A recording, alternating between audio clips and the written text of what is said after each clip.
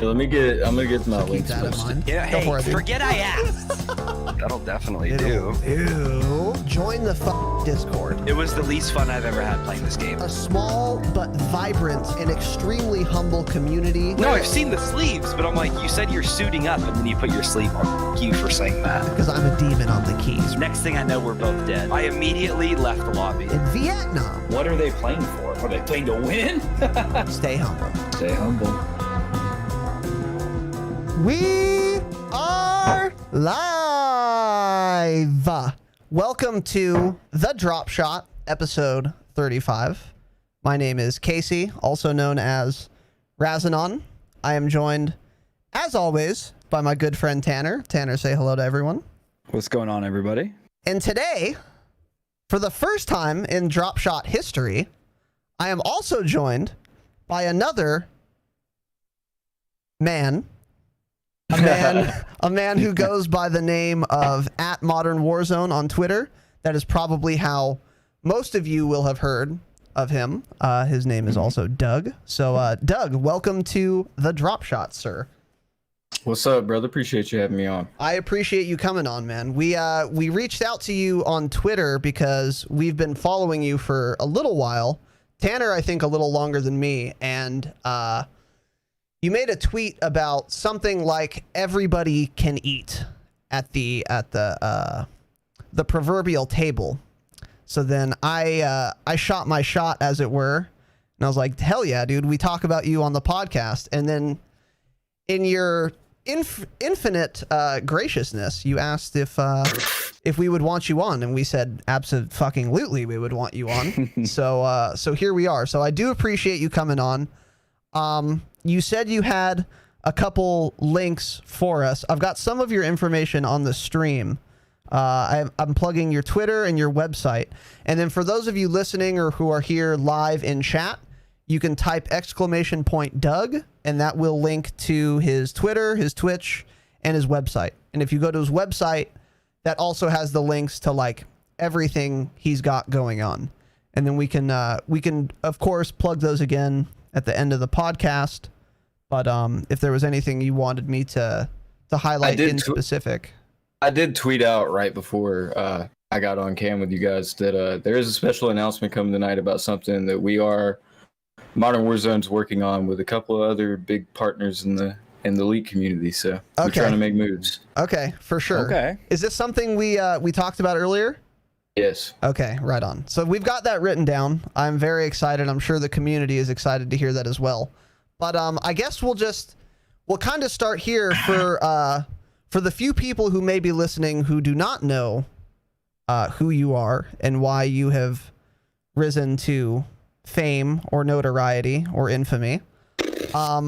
Who are you? What do you do? What do you call yourself?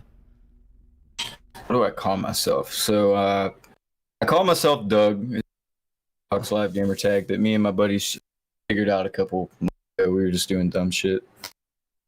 What do? I consider myself as somebody who's trying to work towards becoming a hub of information for Call of Duty and hopefully branch out into other gaming news as well as I get more sources and just try to get the news out to people first without all the condensed press bullshit that you have to deal with on a regular basis.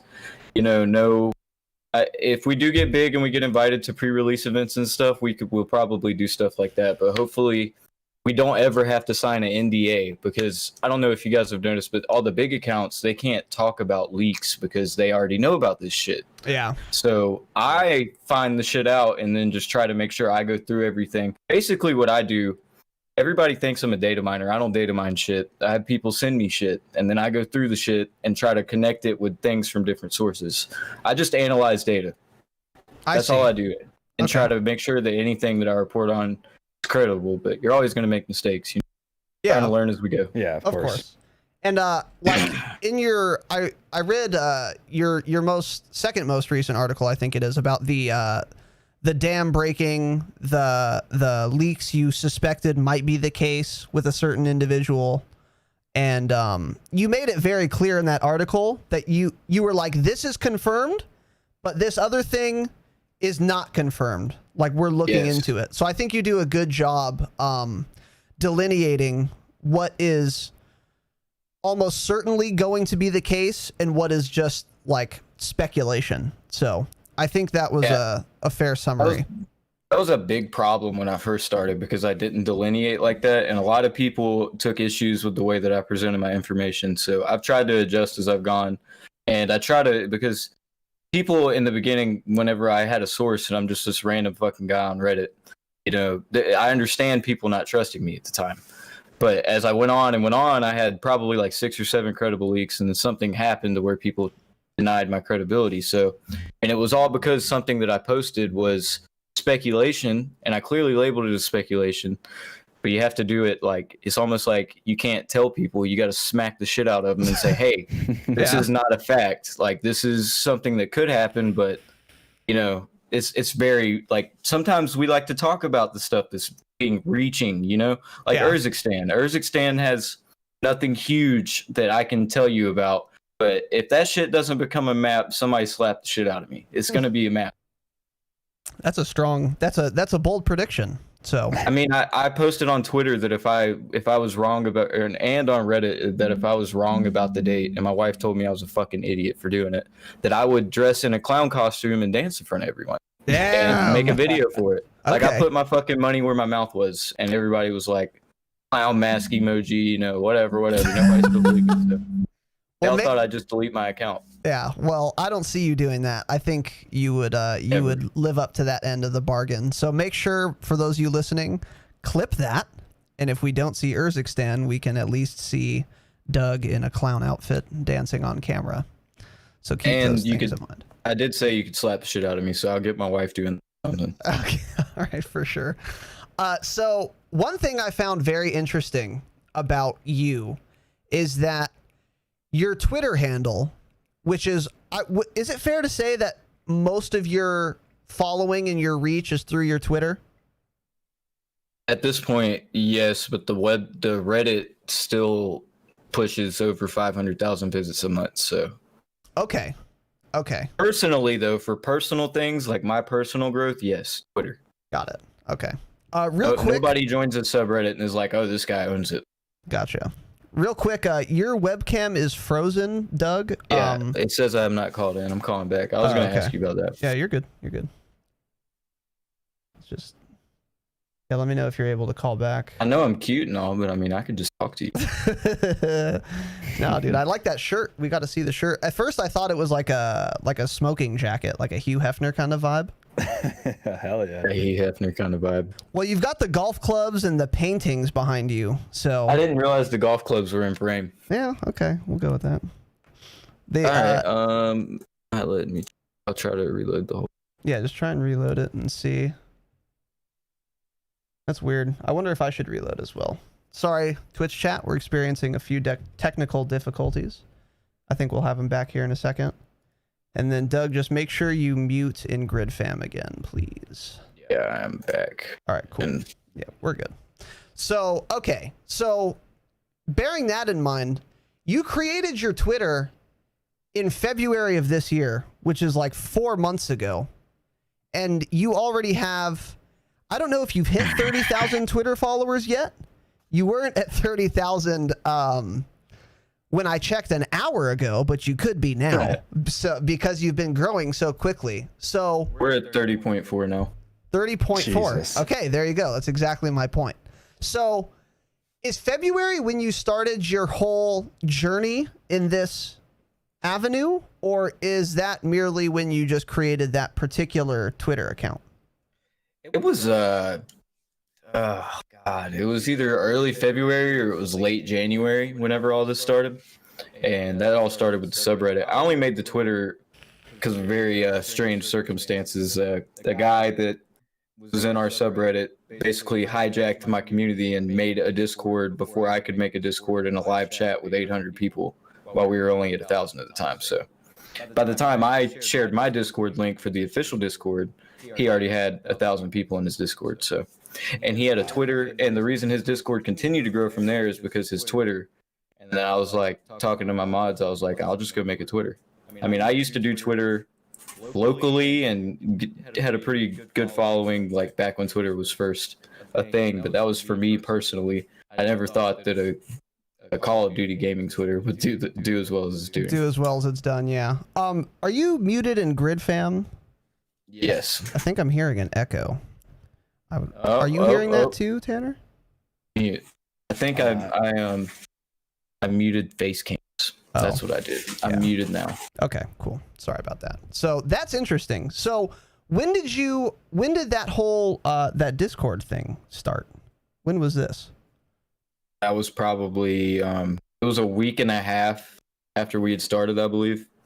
TGR had said that this first date was going to be the day that we were going to get Warzone, and the fucking subreddit was hype. We only had 1,000 members, but we had 8,000 people in there. So wow, that type hype. Okay, I see. So you had some sort of following before the Twitter account was created, but yes. Regardless, that's still impressive. I mean, 30,000 Twitter followers is a metric fuck ton, especially compared to Tanner and I. We did a little comparison between me and you, me and Tanner and you, and we're about 160,000th.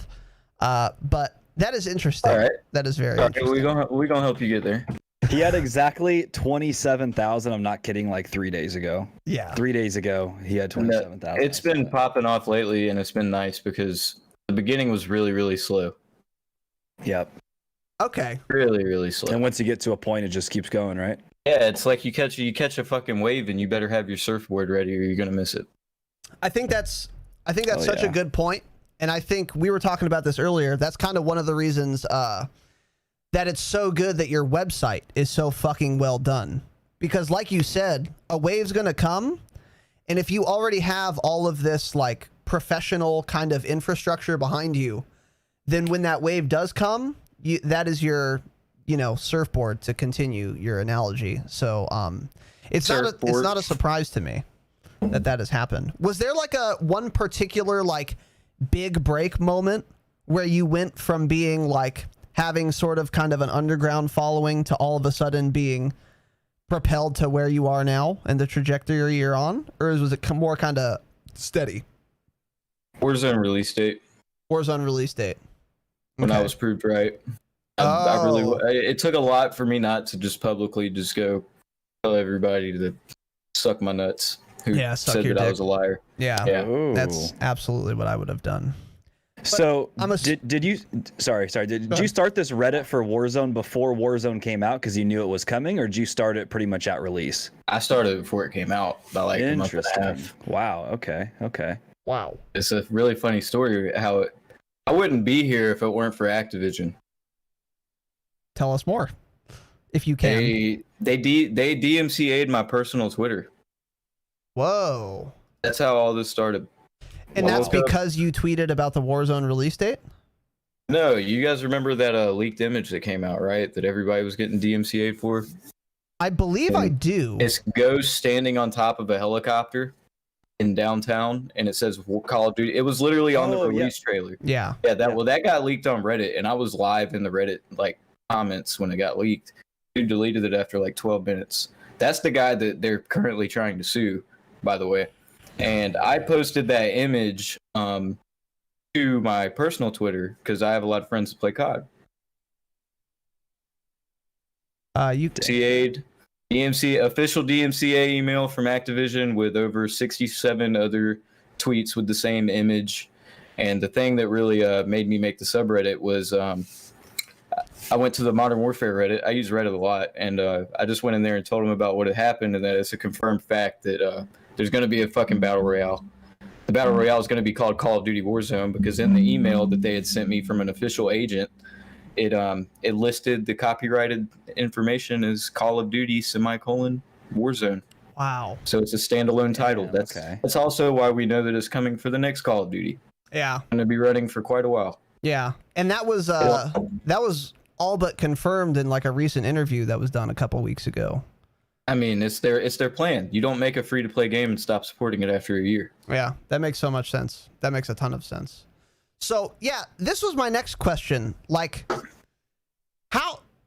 I feel like you alone get a lot of leaks before anyone else, or at least you publicize them before anyone else. And I know you were saying that you're not like a data miner, you're not balls deep in the files, procuring this yourself. So would you say more of your leaks come from you scouring the internet and finding things and putting it together? Or do you have like this network of people who are like moles, maybe some insiders into some of these companies that come to you and then you deliver that information? I currently have like 3 sources that can give me reliable information that are either from people that are connected or they themselves are connected. The guy, my original source, who just randomly hit me up while I was in my living room one day and started the whole thing with sources. I haven't heard from him talk sometimes, but he hasn't gotten anything fresh for me in a while. I mean, me and TGR are really well connected. You know, we're kind of, I'm trying to build this thing to not be I'm one individual leaker, look at me. I want it to be all of us have connections and these people know that they can trust us and that we're credible to not share who they are. Yeah. Like, I'm not going to go down and get a cease and desist from Activision and then be like, so-and-so sent me all this, you should go for them. Like, fuck no, dude. If I give you my word and I give you confidentiality, you have confidentiality. Like, that's probably, if you were to talk to a real journalist, they'd probably tell you that's the hardest thing to do. They think all these big companies and stuff, they don't want, that's a huge deal to release information and shit like that. And you can't really trust these major publishers with that shit most of the time, unless they're like Charlie. So hopefully it's not even a hope, it's happening. We have all the biggest leakers being combined right now, and we're all sharing our information together. And I don't do a lot of the internet research like you were saying. I do a little bit, but at the same time, I have people constantly feeding me different information, and I try to make sure that I have at least 3 verifications of something before I tell you guys that it's 99% true. I see. That's cool. That's really cool. So you kind of developed this network of people that can, Jesus Christ, that can help you out. So how did you know, when you were saying about not giving up your sources under any circumstances, this is kind of an aside, but it reminds me of James O'Keefe, Project Veritas kind of thing. He's a reporter that does some kind of undercover stuff with respect to, like, you know, politics and shit like that. And he's been threatened with some crazy shit. And he's stuck to his guns, and when you were going on about that reminded me a lot of him and their organization, and I respect that a lot. My next question would be, how did you develop all of these? Like, how did you start to develop this network? If it wouldn't give anything away, I'm assuming there was at some point some first contact or first like leak or piece of information you got. How does someone get in the position that you're in now, where you have multiple inside sources that are reliable and trustworthy and feel confident coming to you with this information? Right now I'm trying to just continue to build it because of everything that I'm doing professionally at this point, you know? Trying to move from a small stream fan side to like the more professional side, even though we are a fan. And I just think that could you just reword your question to me one time? I want to make sure I'm not answering it to the wrong topic. Yeah, you're good. That was helpful. But another part of my question was, how did you first get into this world? Like, for example, if I wanted to start getting inside sources and inside leaks or whatever, I wouldn't know what to do. Like, I don't know who to go to, who to, you know, contact or whatever. So, not that I'm looking to, but I'm just curious how you got started. Like, who was your first? Okay, inartfully worded. I know exactly what you're saying. I got you. All right, yeah. It's a really funny story, and it was when everything kind of changed with me in the subreddit, and people started saying that I was kind of getting too personally involved and this, that, and the other. But I'm just sitting in my living room playing with my daughter one night, and I get a guy, and he DM'd me on my Discord and laid out a whole fuck ton of credentials that he had. and that he wanted to give me information as long as I could guarantee his confidentiality, and that I would make sure that no matter what happens, that his name does not come out of my fucking mouth. And I made sure that I verified before I told him yes. I was like, you got to show me, like, I see everything you're posting and I see all this, but how do I know that you're that guy? And this guy with a verified Twitter account told me, tell me anything you want me to tweet right now. Whoa. Yeah. And I was like, okay. I don't remember what I said. It was something really fucking stupid, like queef. I think I told him to say queef. You made a blue checkmark tweet queef. That's such a baller move. Yeah, you know what I'm saying? Like, I had to get him to say some weird shit that I know, like... For sure. And he did. As soon as I said it, he said, I tweeted it. Let me know when you see it so I can delete it. Wow. I was like, hold on. And at that moment, I was like, holy fuck. I literally, like, looked at my wife. I was like, this is big. 10 o'clock at night. I have work the next morning, you know? Yeah. I don't know what the fuck I'm doing. Yeah.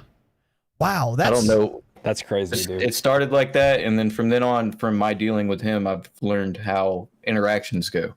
Yeah.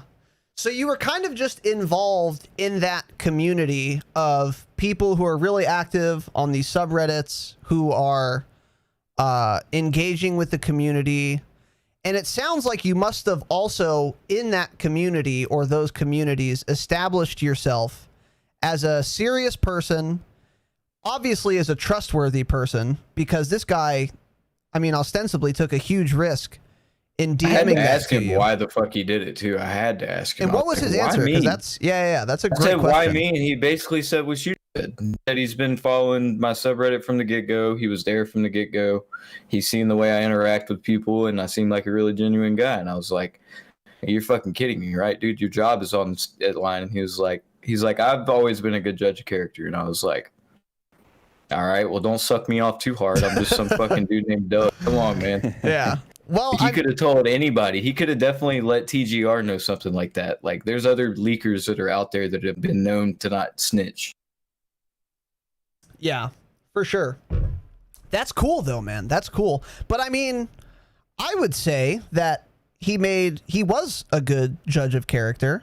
You haven't given anyone up yet. You've been in this scene for quite a while, and you know, I don't know you too well, but from our interactions thus far and from what I've seen of you publicly, I would agree with his opinion that I really don't think you're about to fuck anyone over, sell anyone out, because you seem like a genuine good dude, and also it wouldn't be good for you either, you know? No. So I think he has a pretty good assurance, and I think we as the listeners do as well. That's really interesting. That's really interesting. So I wanted to get into this because this is somewhat... Go ahead. Let me try something off the script real quick. Go ahead, bro. Hey, I see a who's Vaping Viking, bro. Fucking shout out to you for supporting small time content creators. Shout out to you, bro. I was talking to fucking Resonant earlier by myself, and I mentioned how fucking much nuts, and people like us wouldn't be able to do what we do without people like you. So fucking shout out to you, and if you donate another 10,000 bits, I'm chugging this beer on. Jesus Christ. Yeah. Don't tempt him, dude. He's insane. Yeah, this guy. Yeah. I like beer, so it's a win-win. Yeah, for sure. For sure. Yeah. Viking. Yeah. I will also go off script. Thank you so much for the 30,000 bits, dude. That is fucking insane. It is not the first time you've dumped a fat fucking bit load in this channel. I do appreciate it very much, and everyone else who's been supporting. It would take me a very long time to get through all these, but Doug took the lead on this one. So yeah, so. That's sad. That's all right. That's all right. He'll be back. He'll be back. He's a good dude. I'll make sure he knows about this too. He's in our Discord. But hey, do me a favor. I'm gonna type in the chat my Twitch link as well. Okay, go for it. Throw that up there. Yeah, if you guys want to connect with Doug, you can type !Doug. That is a link to all of his stuff. Not all of it, but most of it. His Twitter, his Twitch, and his website are there. Just type !DOUG. Young Douglas. Young Douglas. See, now he's liking it. He has a couple more beers and now he's liking it. Okay. I'll keep that in mind. But yeah, Viking is an absolute demon. So yeah, make sure you guys go follow him on Twitter, on Twitch, and then peep his website too. That's where he goes really in depth about all of his info and stuff. And the website's very well done. In fact, let me show it to you guys right now. Website's how we're trying to make this from a dream into a career. Yeah, exactly. Yeah, dude. And that's where I wanted to go with this next. But real quick, you guys, class, if you'd bring your attention to the screen here, this is the site. I mean, look at how fucking pro this is, dude. It's so dope. The articles are well written. He's got a bunch of, he's got all of his links down here at the bottom. And then we're going to get into this in a second. But for those of you who want to support Young Douglas, there is a donate button at the top. By the way, right. if just while you're focusing on it, you see that featured streamer thing right there? Right beneath you, the Hall of Fame, Doug's Faves. Yes. Keep going down. Just show it on the stream real quick, because that's where we're gonna try to get more small time content creator stuff out there. You know, I can't always promise you guys that that'll be a free spot, because I have to feed my family too. But at the same time, these first couple weeks of it, I'm taking applications for small time streamers. I'm not looking for nobody with. I have those 3 featured right now, and I mean, yeah, I'm definitely fucking hoping they notice I have them featured and DM me back before you say that. That's why they're on there. And they also have very good pictures to use just as a placeholder for the website. Right. But we are taking applications right now. We're trying to do our thing, not just for us, bro. Like, I've been wanting to do some shit like this with my life for a long fucking time. And it's real cool to find a niche to do it in. And I hope I can bring as many fucking small timers as I can along with me, for real. There's too many big boys out there who fucking only network together. You got to pick up people from the bottom. I agree 1,000%. Very well said, dude. And I mean, you're practicing what you preach. First of all, you're on this small but vibrant and extremely humble podcast. And also, like, your tweet about it. Everyone can eat. I agree with that so much. And like, if you're in an industry, you can bring people up with you. So that's awesome. But where could people submit applications to be on your website? I'll type the link in the chat. It's going to be Doug at Modern Warzone. Actually, you can send it to Doug at ModernWarzone.com, or you can send it to my, I don't even know the title to give her. She does so much shit for me. Manager? Web designer / manager. Yeah, she handles all the marketing side stuff. Yeah. And I'll put hers in the chat as well. Cool. So you could find that in the chat. You could also just email Doug personally, Doug at ModernWarzone.com. That's off to you two freeze. Yeah, for sure. And what was I gonna say? God damn it! What was I gonna say? I forget what I was gonna say. Yeah, I forget. But that's fine. All right, so let's move on here. Okay. I'm sure it'll come to me as soon as I move on here. But you were talking about how you've had this dream for quite a while and you wanted to transition from merely a dream to an actionable career. And you've certainly taken quite a few steps toward that goal. And if I understand correctly, Tanner, I believe you told me that young Douglas had recently quit his quote unquote 9-to-5 to get this party started full time. And as I understand it, you've got a kid, you've got a wife, you've got mouths to feed, you've got bills to pay, you've got rent or a mortgage. So when did you leave your normal job, and what was the impetus for that? Did you want to devote more time to this, or were you forced out, or was it interfering? What are your thoughts? So I was actually talking with them earlier about this because I was trying to understand when the Twitter hit the big boom, and it was before I quit the job. Things, if you work in corporate America, I promise you, your entire job has changed because of coronavirus. Yeah. There's the way my work function changed. I worked the front desk at a very large insurance company, And I liked what I did. I was on track to being promoted faster than anybody else in my company. I had my license already. Like, I finished that class in 6 days. I was well on my way to doing a real career doing that. But I started this at work. I made the subreddit at work one day. And then eventually, with coronavirus and everything, we were doing work from home stuff for a little while, but then they started making us go back into work, and then they started getting much more strict, and then I had to take everybody who came to the building's temperature, and then I was putting myself at risk all the time, and I have a fucking baby. Yeah. Like, there was just so many different things that were coming that were just changing about the job that I did at the time. And it was nothing against my boss is one of the most, I will never forget him, and he helped me more than anybody ever. He picked me up out of a deep, dark place in my life where I didn't think I was worth shit, and he gave me an opportunity to grow and build a career. But facts came to facts, and it wasn't the right path for me anymore. It wouldn't let me, he knew I was on Reddit all the time. I was warned about that multiple times, even though I finished all my work still. I mean, I get it. You're paying me to work. Yeah. Don't be on the internet doing shit. I get that. And then I started getting in trouble for being on my phone. And as you can see, like, shit doesn't stop in the Call of Duty world. That shit never stops. I can't say I'm at work and then miss a leak by 4 hours. Yeah. That's just what it came to that. You know what I said earlier about riding the surfboard? Make sure you have the surfboard ready when the wave comes. Yeah. Well, Yeah. I didn't have the surfboard ready and the wave came. And my wife pushed me to do it. So Told your me she wife fully was supported supportive. That's awesome, dude. Your wife. Yeah. Wow. Yeah, my wife's the only reason I'm allowed to do this right now. I mean, we spent money as soon as we got done. I've spent probably over $2,600. We got to get licenses and stuff still. There's a lot that goes into doing what I'm doing right now, but at the same time, in the beginning of the subreddit, I was putting so much time into it and becoming so emotionally invested that my wife didn't agree. And I let her know that, like, I had put my time and effort and built this community, and, like, I really, really had a passion for what I was doing, and that it put a strain on us, but she's glad that we worked through that, and I'm glad that we worked through that, and it all came out to be to where it was either work with the unjust conditions, not really unjust, that's a terrible way to word it, just to work with the conditions I was under at the moment, because my job was already on the line, and my office morale, people around me were starting to think I was slacking and stuff, so it was either try to deal with that and recoup, or come work at home all the time.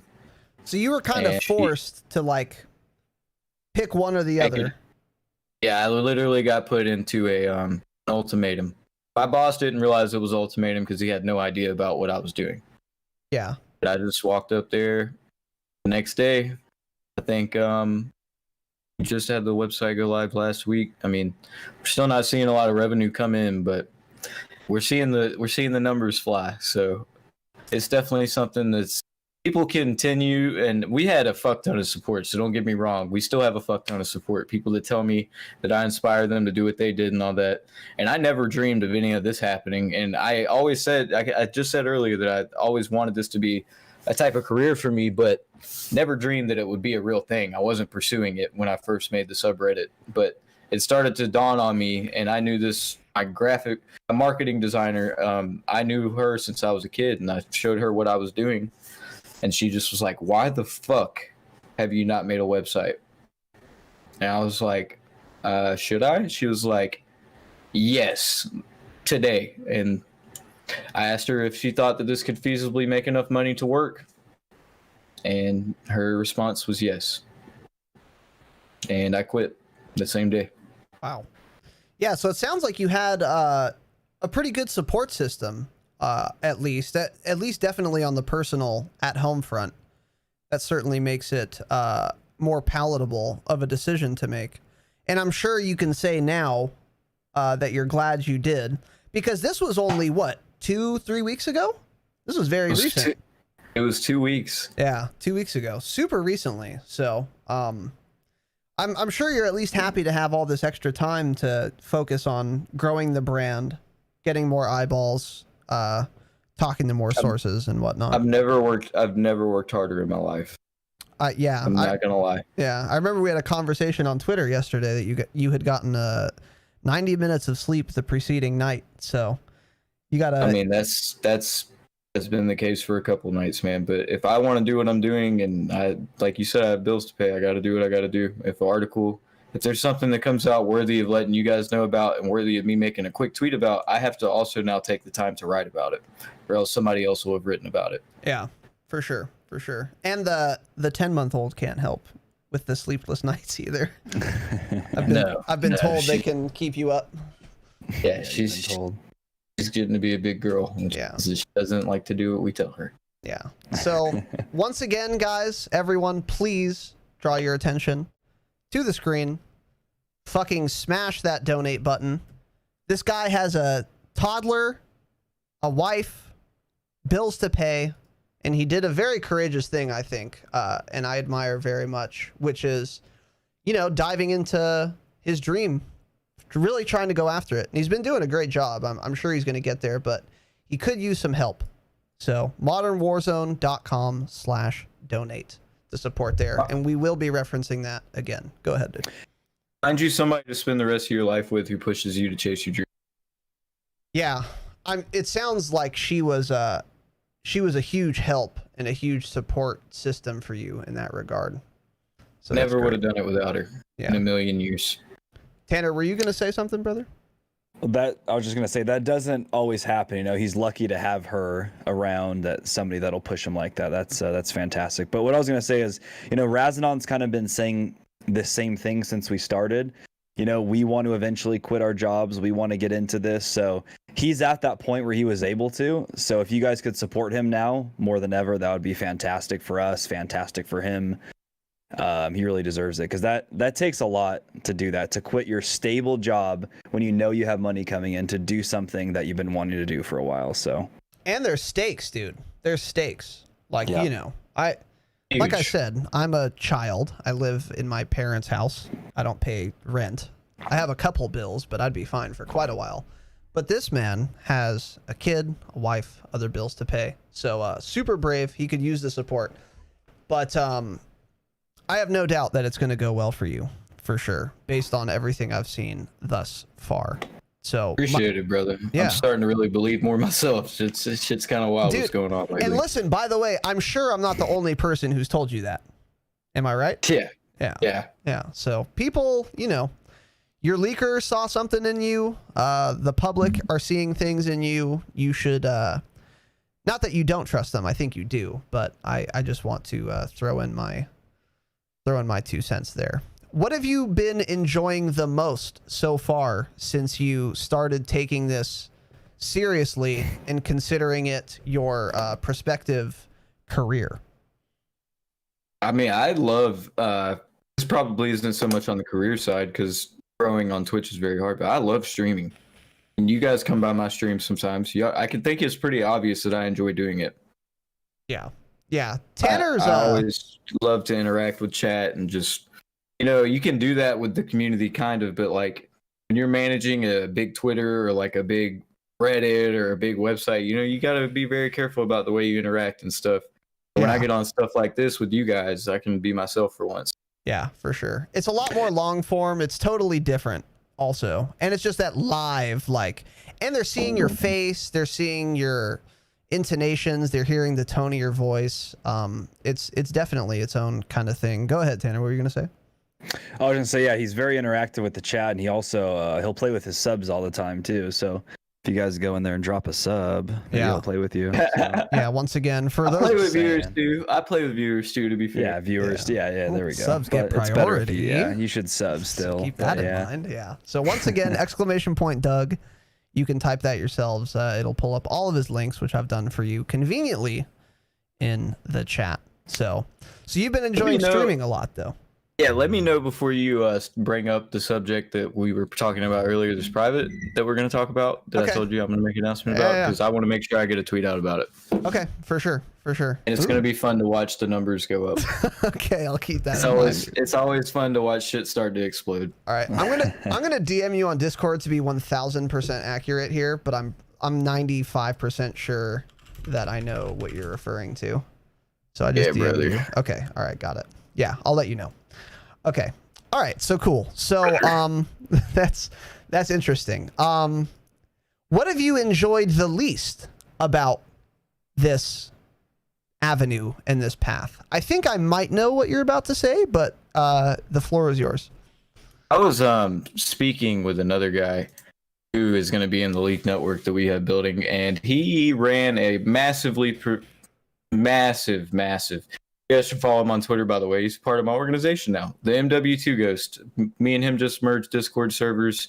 He's part of everything. By the way, you guys see that Reagan J in chat? That's my wife. Oh. Okay. Yeah. Okay. He's listening to the podcast. Hell yeah.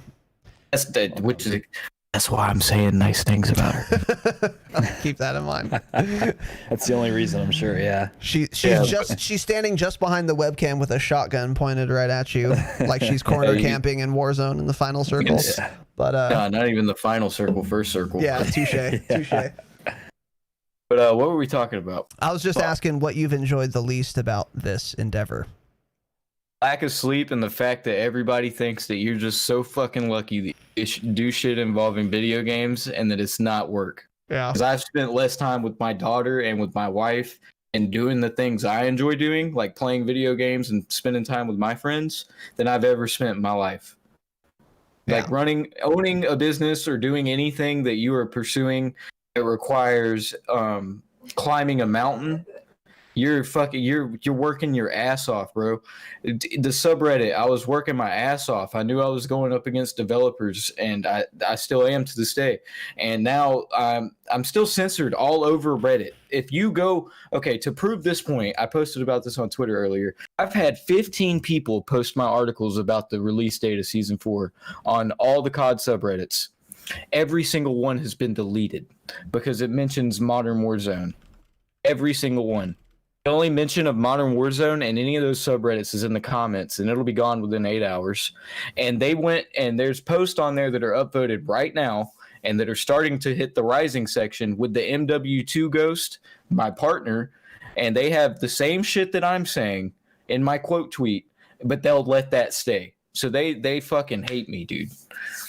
But when you work like this and you're going up against people who have been running the official COD subreddits for 8 years, and you're going up against Charlie Intel and Dexerto, like, not saying they're my enemies, but I have to fucking bust my ass to even think about getting the type of exposure that they get. Think about it. To get 30,000 followers on Twitter and gain 20,000 this month, I'm probably averaging 4 hours of sleep a night. Like, I've lost more sleep than anything. It's a fuck ton of work, and people are never going to understand and appreciate it unless they know you in person. Because my friends will tell you, I left my house at 1 a.m. to go see my buddy for the first time in a month. Wow. That's how it is. Yeah, for sure. Well, hopefully, to humanize you a little bit, this little podcast / interview will help. I think people can see your true character through something like this, and your stream, of course. So I would encourage you to keep promoting that stream, which you've been doing. But hard though. It's hard when you go look at tweet activity. You know, nobody gives a fuck when a news guy talks about his Twitch stream. Most people tell me to fuck off and post the news. You know, I was kind of saying that earlier. It's interesting. Some of these YouTubers, you know, they have well over 1 million subs. And then you go to their Twitch channel and they're only hanging around like 100 subs, which is a lot of subs. But for somebody that large on YouTube, it's interesting to see how it works across platforms where they'll be huge on one platform and have almost no following on the other. But they typically don't do well at all on Twitter either. If you notice, they'll have millions of subs and a very subpar Twitter following. Yeah, exactly. Yep. Yeah, it's very interesting how that works. But you've already you've gotten off to a good start on Twitch. I've noticed every time I've been by, you know, half the time you're already at 40 plus viewers, so you're off to a great start. I wish. We're averaging 19.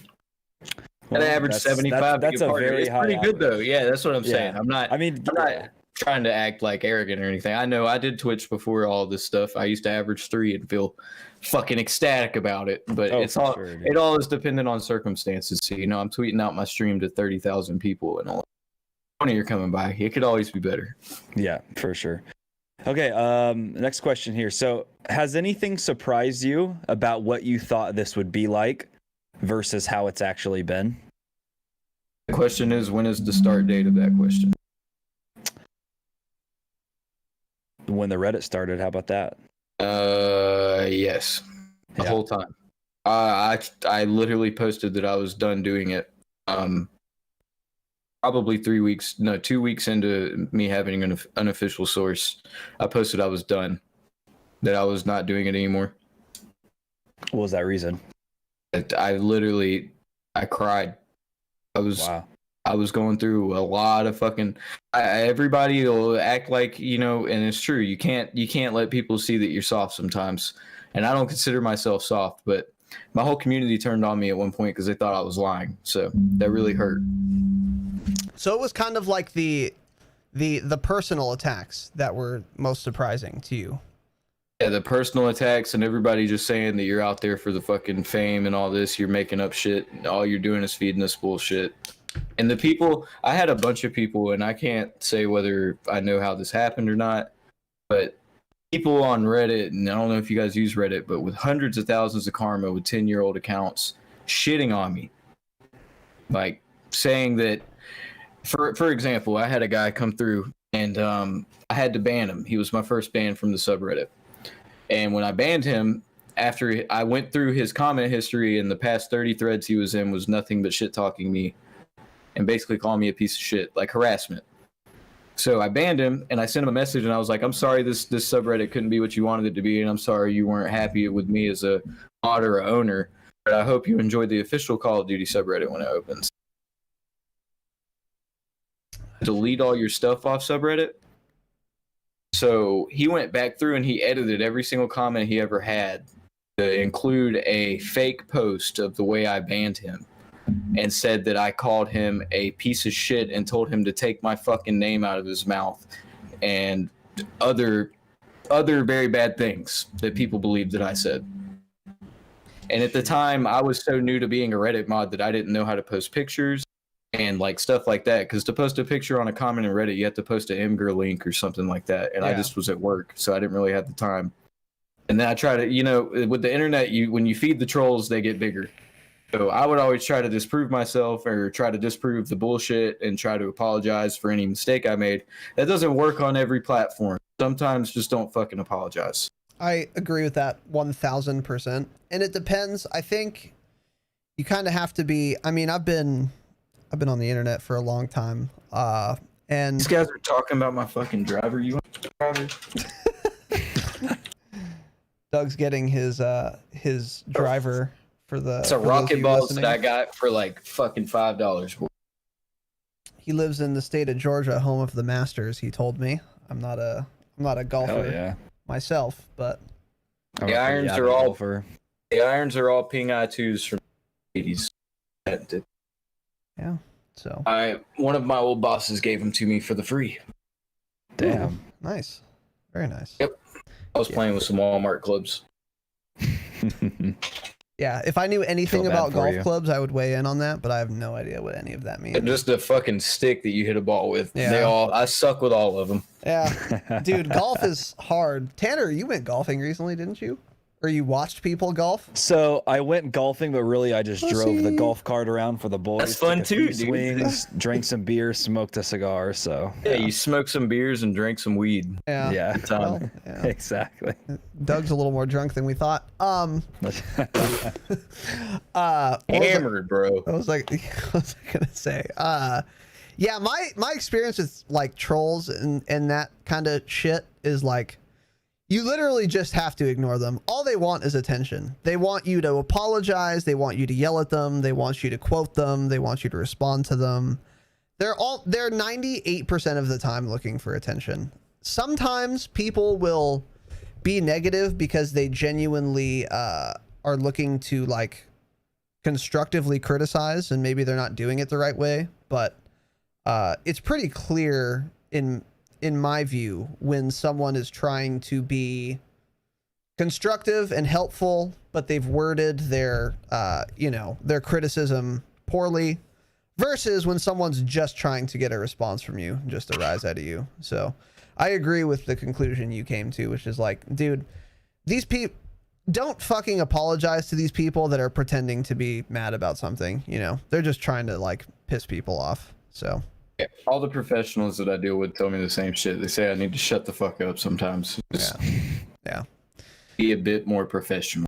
a little difficult. For sure. Yeah. Oh yeah. It's hard, especially when they're going after you personally and shit. You know, it gets tough, but you'll get through it. I believe in you. So this is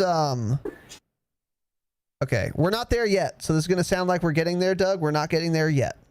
This is That's fine. step one. So you've made some tweets about starting this super organization of leakers, as I would call it, and you've referenced it a bit during this pod, and it includes some really notable names. I think the Gaming Revolution is probably the most recognizable of the super organization, but can you tell us more about how this happened and what exactly it will consist of, what the purpose of it is, etc.?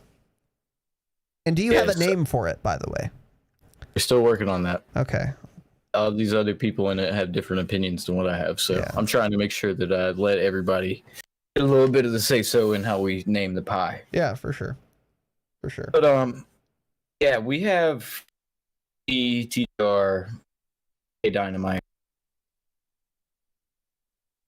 You cut out Anybody else? You cut out a little bit there. Can you repeat those names? Sorry.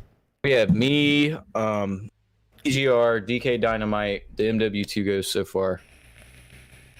Okay. Clearly- So far, are you looking for others? Not at the moment, but at the same time, there are other people in the Elite community that are huge. Okay. They're always welcome. Okay. Like I said, everybody can eat. Yeah, for sure. Okay. The more we are together, the harder we are to take down. Very true. That's very I like true. that. Little It could leakers single going. us out one by one and slowly end all the leaks. Yeah. Together, have fun. So the organization is, at least partially, it's centered around this new Discord you've created. Feel free to leave a link to that in the chat as well. And I can put all of these links, of course, in the show notes for the listeners, because we get quite a few more listeners after the fact than we do live. But so I think, is there like a particular subreddit for this organization? I would assume there isn't, but do you plan on making one once you come up with a name for the organization? Hoping I can convince them to have it to involve Modern Warzone somehow. 'Cause Okay. there's Because so it's already many fucking- established. Yeah, if you guys like go and look, like there's so many fucking people that I don't know if you watch porn, but Adriana Chechny fucking added me of her first Warzone win, and that woman can take like 4 Whoa. fucking sausages in the asshole. Damn, dude. You know, I think that name sounds vaguely familiar. I had never pull that heard up of on the her, stream. but I think it sounded familiar to me as well. Yeah, go ahead, pull it up on the stream. Yeah. That bitch, Yeah, I'll she can keep- suck a golf ball through a garden hose, son. that's a Full Metal Jacket reference for you Zoomers out there. But yeah, I think Tanner mentions her quite often, so that's probably the only reason I know about her. But sure. Yeah. here is the Modern Warzone subreddit. If you can, He bring gives your you some attention- shit, don't he, Tanner? That's You ever right. just fucking want to tell him to go suck a dick? Oh yeah, dude, all the time. This is what I have to deal with nonstop. Not only does he want to tell me that, but he does in no kinder words than you put out So here. after the stream, you drive over there and suck him off to allow him to relieve some of the stress. That's we're gonna start a vlog series soon, so I'm just gonna leave that question unanswered until that comes out. But here's the subreddit, 46.8 thousand members, which is fucking huge, by the way. So and again, this was also created in February, so 4 there's months. This There's a subreddit link has. to the Discord. Copy that. At Oh, the top okay. page. Here we go. Yeah. Where is Boom. it? Top one. Modern Oh. Warzone has moved Discord servers. The actual Oh, the I way got they're it, I got written on. Wow, book. dude, this guy's Read a toxic. fucking book, dude. Read a Fucking book. young- Keck W. Young Doug can read better than you. I'm sure young Doug is the literate one here. Well, I gave the link to the Discord in the chat. You guys feel free to join that. Rich, I see what you're saying. The fact the government sent me and my wife like fucking $3,000 together definitely contributed to me being able to quit my job. Yeah, For sure. for sure. That helps. Yeah, that definitely helps. Yeah, the whole COVID thing is just kind of fucking crazy. But anyway, here's the subreddit. obviously super fucking active. I would recommend you guys join that. That is r Modern Warzone, r/Modern Warzone. And then also join the Discord, which I've pasted in the chat. And then I will also be linking to that in the show notes for those of you who are listening on iTunes, Spotify, Stitcher, or wherever the fuck you listen to podcasts.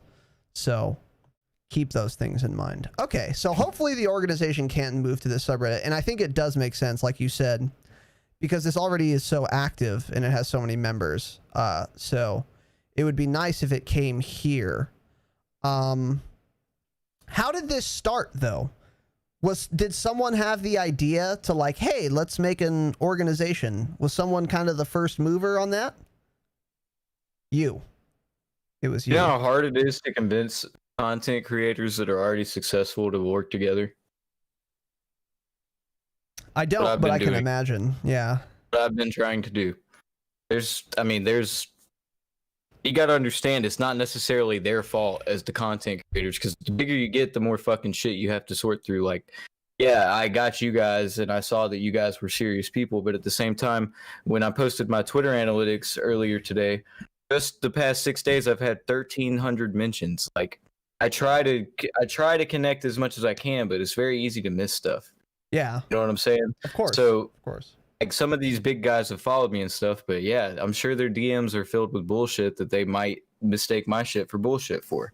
But me and TGR have been pretty back and forth since I created Modern Warzone, pretty much. And me and his connection are kind of what have led to this. Took a good. He wanted to be on board once I let him know about it, but it's kind of taken a little while to get him to understand how we can work together to grow each other. Yeah. But that's really all it is. All of us can mutually benefit each other. I just had to understand a way and speak with my marketing person about how we could mutually benefit each other to where nobody's getting too much and the other person's getting all the gain. Like, like I said, I want everybody to eat. Just got to be able to convince everybody that we can all eat at the same table. We don't have to fucking sit at the kiddie table while we're waiting to get to the big boy table. We can all go straight to the big boy table. For sure. So what like specifically, what is going to change once this organization is kind of set up?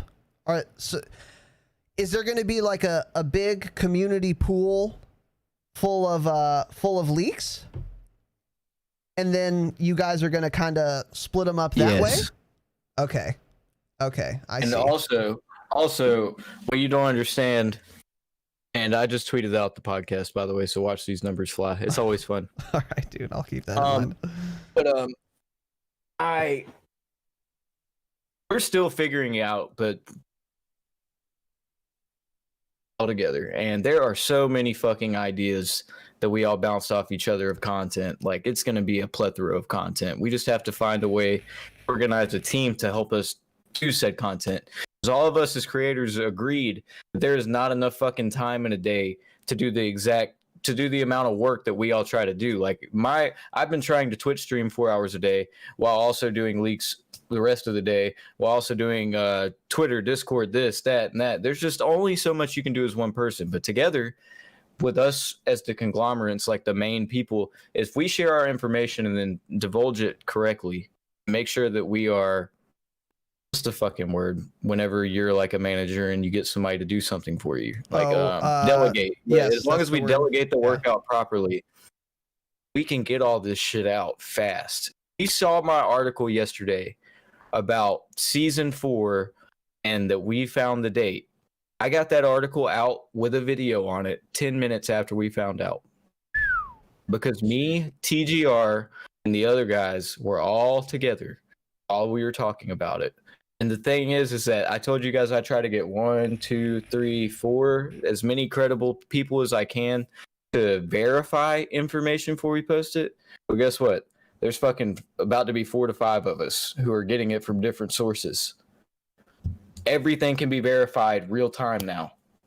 Like, it's going to be like this. The info is going to be popping the fuck out.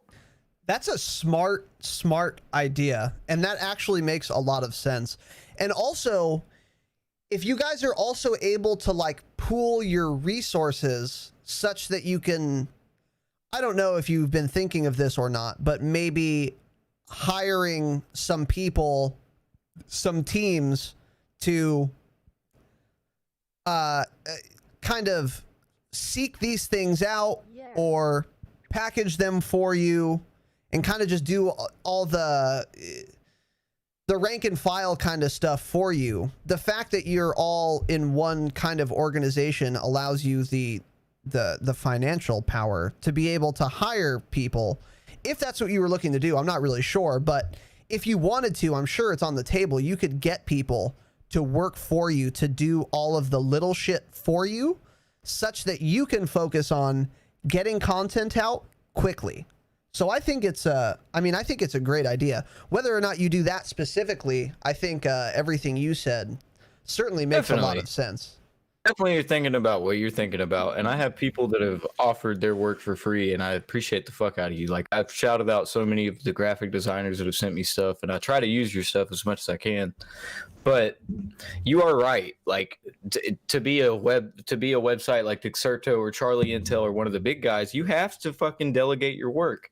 There's absolutely no way to do what I do by myself and get you guys what you need fast. I had so many people bitch at me about saying that I was going to get this damn info and video and article posted. Well, guess fucking what? It takes me forever to make a YouTube video. I suck dick at editing. It doesn't mean I'm not trying. Yeah. I'm trying to get you what you want.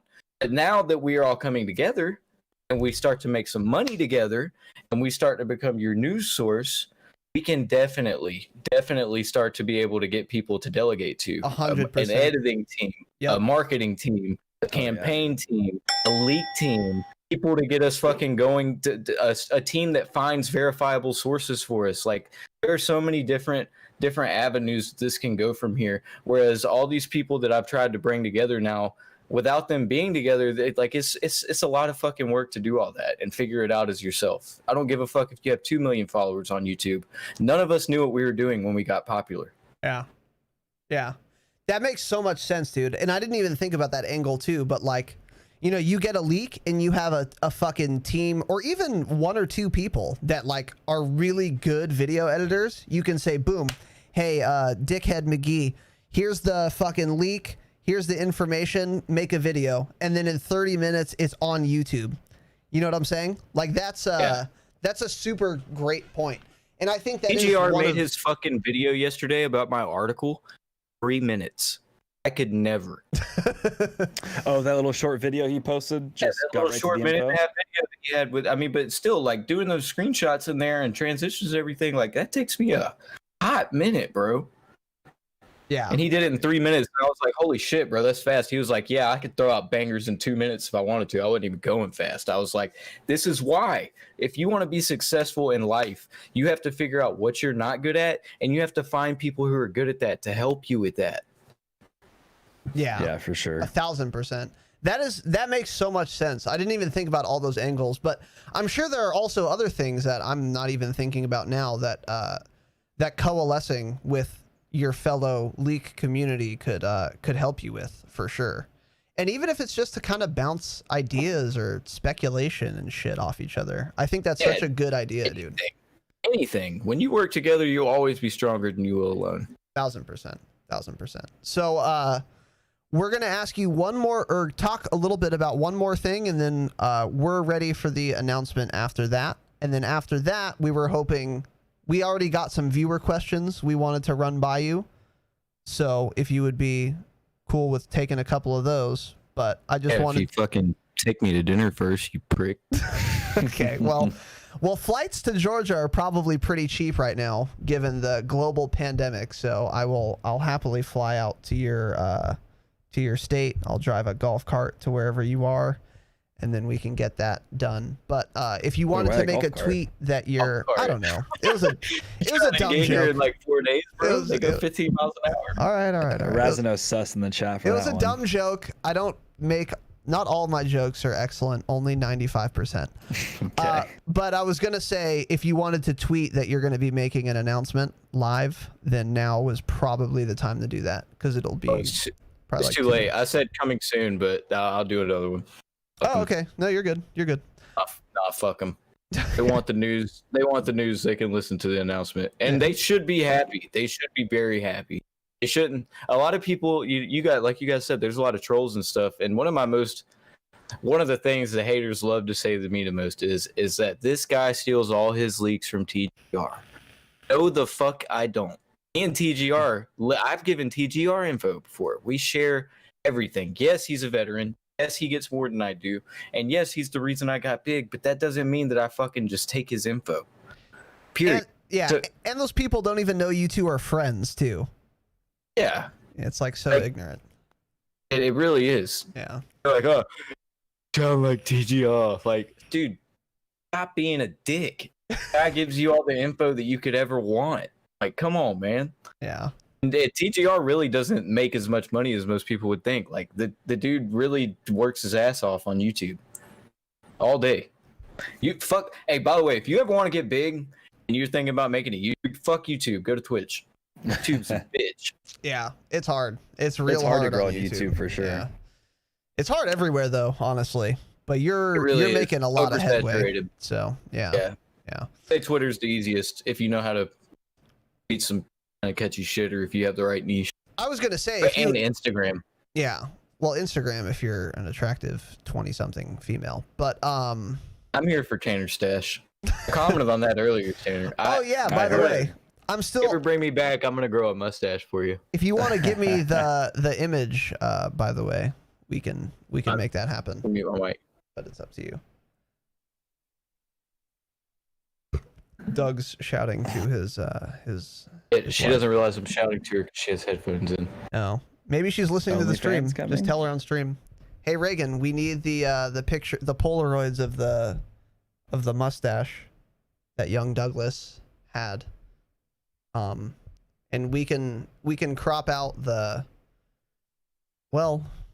against terms of service portions of those images.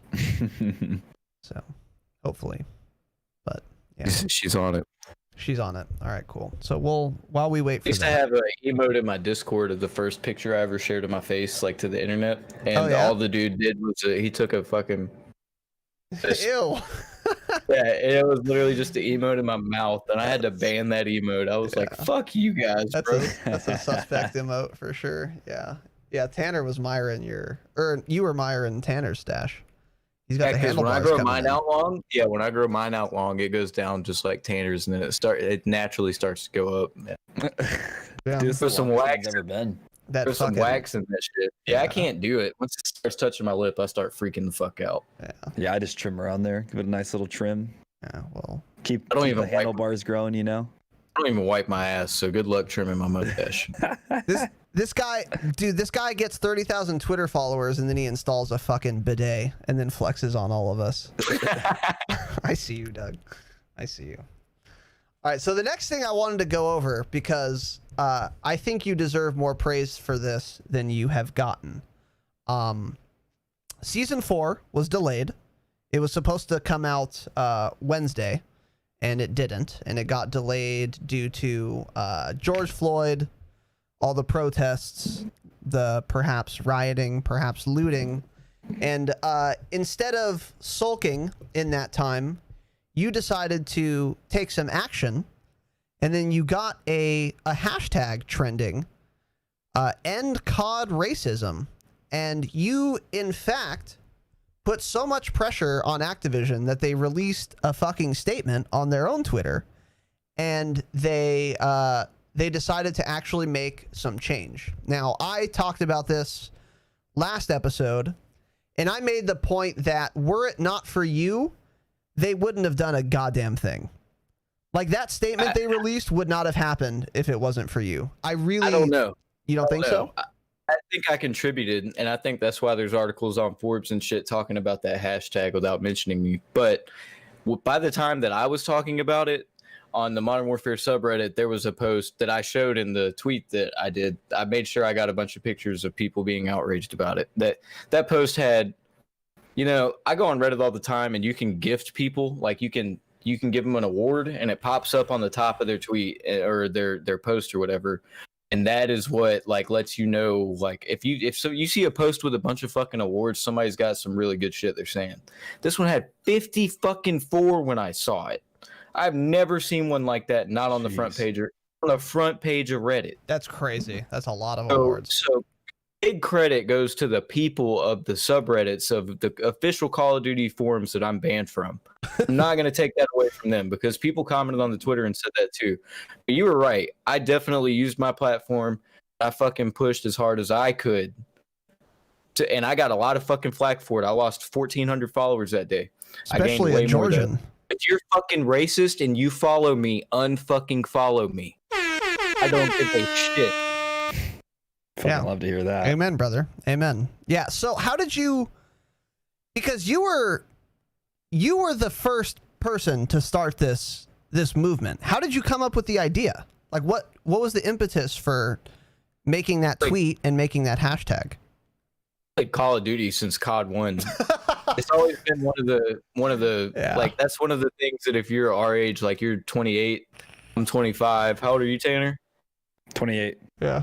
Like, we're all in that age group where we played Modern Warfare 2 and COD 4 in the golden age. Yeah. And we know what it was really like in those lobbies. We talk about it, and we always bring it up, and we say how it was like some of the best times ever in COD. Well, guess what? That was the most racist shit I've ever heard in my fucking life back then. Every single lobby. And I realized that this fucking been all these years, and it's the exact same shit. And when Call of Duty first came out, we were fucking bragging about it. We were like, oh yeah, I can't wait to get back to the old Call of Duty lobbies and talking shit to each other all the time. Like, and then the first game you go into, you see a guy with the N-word as his fucking name, and then to the end chat, and they're like, oh, GG's N-word, and you're like, bro, like, I'm 25 now. We're not 12-year-old kids. We're not 15. It's not cool. Like, back then in COD 4 and Modern Warfare and all that, I can kind of get it. I was talking to my wife about it earlier because the internet wasn't really a huge thing yet. Social media just got started popping, and you didn't really have a way to be anonymous ever. And then Xbox Live and PlayStation and all that started popping off, and then you could say whatever the fuck you wanted. Most of the most racist people you'll ever hear on the internet are 7 years to 12 years old. Yeah. Agreed. Exactly. They're just doing it for attention. They're just doing it for attention. Exactly. And I thought it was time that fucking Call of Duty took a stand against it because it's really not that fucking hard. And you might have some people bitch because they have legitimate names that are getting banned. But how fucking hard is it to put a 6-letter word and ban it? And I knew they could fix it. I knew they could fix it quickly, and I knew if people fucking got to them about it, it would get fixed. So I tried to do what I could to get it fixed. I was amazed at how fast they fixed it. And I went on their official tweet and I had a comment that said, I fully support you supporting Black Lives Matter, and praised them. And then I replied to that one, which got 500,000 Twitter impressions. And I said, hey, but you maybe should focus on your own fucking game and the racism in it first. That was the one that really fucking, I think, caught their attention. That one got just as many favors as the first one. Yeah. And I agree with that so much. First of all, what is this, a multi-billion-dollar company? They can't blame a 6-letter word. Can't ban, rather, a 6-letter word. It's like, it's amazing to me that was even a problem at launch. It's amazing to me the statement they put out about it when they fucking fixed it. We've been working on it. Yeah. Oh, this guy that I posted a video of typed in the 6-letter word we're referring to and scrolled for 30 fucking seconds. Yeah, I saw that. It's not working on anything. I don't give a fuck what company you are. Infinity Ward devs, I've always applauded you, and I always will for the game products you made. But that is a bullshit Activision statement if I've ever read one. It's not a focus they give you on your fucking work agenda when you go to work in the morning. 1,000%. And it is now. Yeah. And that's why the talks are happening about Black Lives Matter. And that's why I fucking will tweet about the shit. Because little small shit like this is how you build the big shit changing. 100%. 100%. You got to start somewhere. And I mean, you're influential in this particular niche, which is the Call of Duty video game niche. So you use your platform in this niche to affect real change. And it fucking worked. I mean, it worked as best as it possibly could have. You got fucking Activision to tweet out a statement and say that they're going to do something about it. It remains to be seen how effective their remedies are going to be. But did you expect to get the results that you got? Not within 24 hours, but I knew after I saw those Reddit posts they were going to have to fucking do something. Okay. Because so you guys, we talked earlier about how I'm banned on all these subreddits. And They are very careful about what they censor, and they have a good mod team, but there was no way they could control it. Their entire front page was all about the racism. Yeah. You are a pussy. Put that fucking claw somewhere. Talked about me being young. Dude, okay. Get fucking Okay. shit on. Doug, listen. Vaping Viking, thank you for the 5 gifted subs. Thank you to everyone else as well. I will get to all of you, I promise. But the support has been insane, and I don't want to be interrupting every 10 seconds. Vaping Viking, you missed it earlier, bro. I said, actually, you can go back and listen to how much I gave you credit for helping. If you donate another fucking 10,000 biddies to this great podcast, I'm going to chug a beer for you. Yeah. Thank you, Doug. The reason, by the way, I was showing the White Claw is that the Vaping Viking, despite being he has a nebulous job title. We don't know what he does. We've speculated that he transports narcotics across state or federal lines. Bring them to me. Bring them here. So make sure George is on your next stop. But he's an absolute baller, and he has told me that White Claws are very delicious. So in his honor, and because of all of his support, and because I respect his opinion, because he's obviously doing quite a few things right, I decided to go to the store and buy some White Claws, which is why That's acceptable. You gained my respect back. Yeah. Which is the You had no choice. the only reason I'm drinking a White Claw right now. So let's be clear. Hey, be honest though, it's pretty good. You got mango, right? Mango's not bad. I've tried that one. It's all right. It's all right. Mango's decent. Yeah. Look, See? I never said they Tell taste me like shit. You go to They're the golf just course with someone, Tanner, and they fucking pull out a White Claw. I'm leaving. yeah. Thank you, Doug. Thank you. Well, Unless it's the fair. If Vaping you're on a Viking. if you're on a golf course, if you're hanging out in the backyard with your buddies, it's the summertime, it's 100 degrees, dude. Drink I may piss. bust one out. I don't give a fuck. I may bust it out. I'll talk shit to you though, but you can can. drink your own piss. If you I'm want. busting it out still. You can talk shit to me though. I'm still drinking it. There you doesn't go. even That's play what makes golf. you real man. Tanner's just gonna be the chauffeur in the golf cart with his fucking White Claws in a cooler. He's like, That's no, what I did yesterday." I don't know how to golf. I'm just here to take pictures, drink White Claws in his fucking sundress. Dude. Okay, we'll keep those things. Yeah, in that's mind, right. Tanner. I had to drive. Joey was fucking ramming other golf carts. I had to be the driver. He was Dude, no, you let driving me into other ram golf carts. carts, bro. I fucking last time I went and golfed, I was drunk and I was on the 18th hole and there was like this ditch. My boys were driving away and I was trying to catch up to them. And they went to the left of the tree and my line was straight to the right of the tree. There's this fucking ditch. I got a golf cart stuck. Shit. Stuck. It took 6 people to push that motherfucker out. Oh my gosh. And I'm hammered drunk. That's the That'd only be way so to much play fun. golf, dude. Did you That's have a right. trophy system on the golf cart?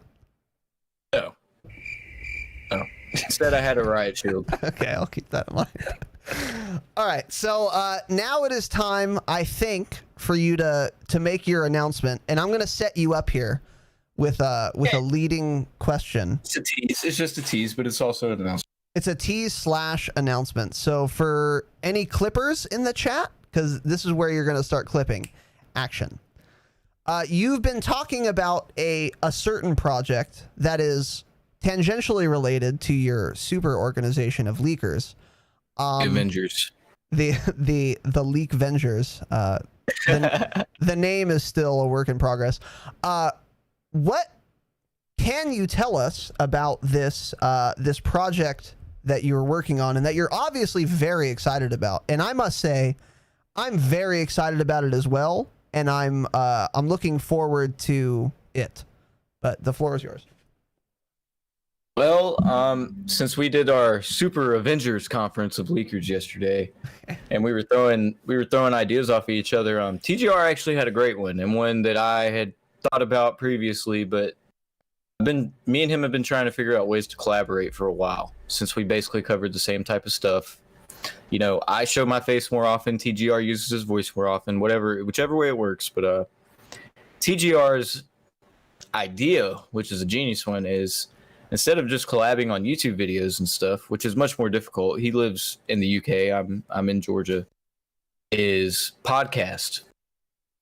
Being a monthly podcast with me, PGR, biggest names in COD, sometimes devs, sometimes the biggest YouTubers of COD.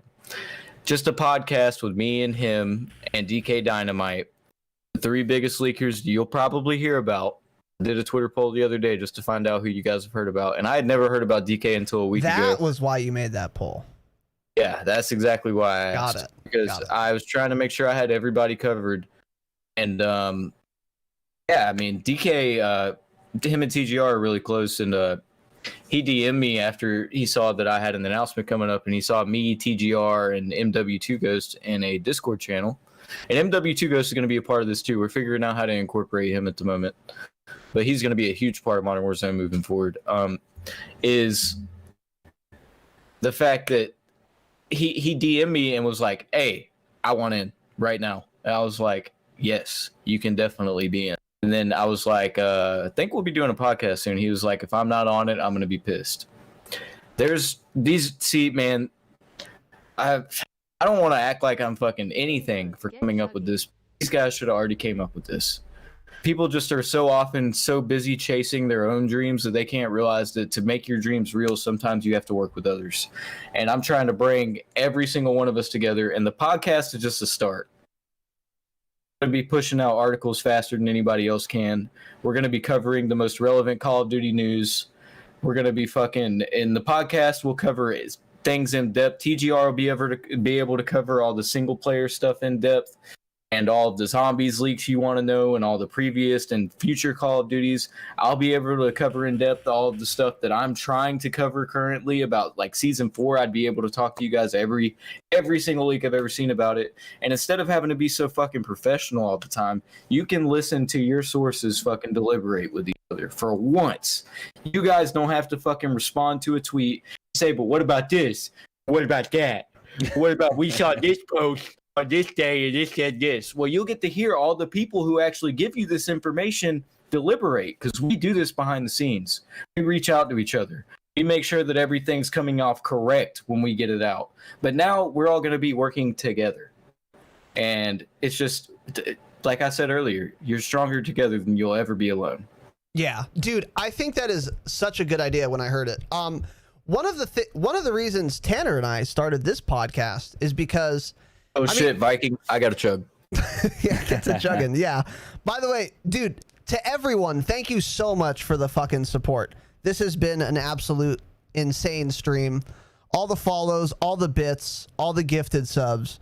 I thank all of you. I'm going to get to each of you individually after we're done here, which should be in a, relatively soon. We'll see. We'll see where Doug's at. But got sensitive teeth. I wasn't ready for you. I would have had a beer ready to shotgun already, bro. Give me a second. He's out of practice. He's a father, dude. Relax. But yeah, thank you all so much, and Viking especially for the fucking 45,000 bits. Fucking insane, dude. Thank you so much, man. But to everyone else as well, I appreciate all the support. It's been fucking awesome. And the Vaping Viking has made Doug chug a beer. The Doug Chug cast. Yeah, I finished that one, but I'm gonna go ahead and I'll grab one more. I have a little bit of a side one left that I didn't finish yet. Yeah, for sure. Go for it, brother. But what was I gonna say? But yeah, the do you need to go? Thank you, Viking. No, I'm good. Okay. Hell no, dude. I got me all night. Fucking right. Take me, put me in a tent, dude. You love to see it. You love to see it. Hit that fucking soundboard. I love that shit. I've been laughing at that shit all night. Tanner's got his as well. Tanner got his set up as well. Yeah. So, by the way, for those of you in Twitch chat, if Doug is feeling generous after we get through our shit, he may be willing to answer some questions from Twitch. No, I'm here, dog. All right. I might hop. Oh fuck. Jesus Christ. I'm to the point. I'm about 4 beers in. I might need a little bio break. Ooh, bio break. All right, you can go for it right now, dude. We can catch up on chat or whatever. Sure. Yeah, go for it. Chat. So let's make sure chat's cool. Chat, you cool? Y'all hanging around? Chat, y'all cool?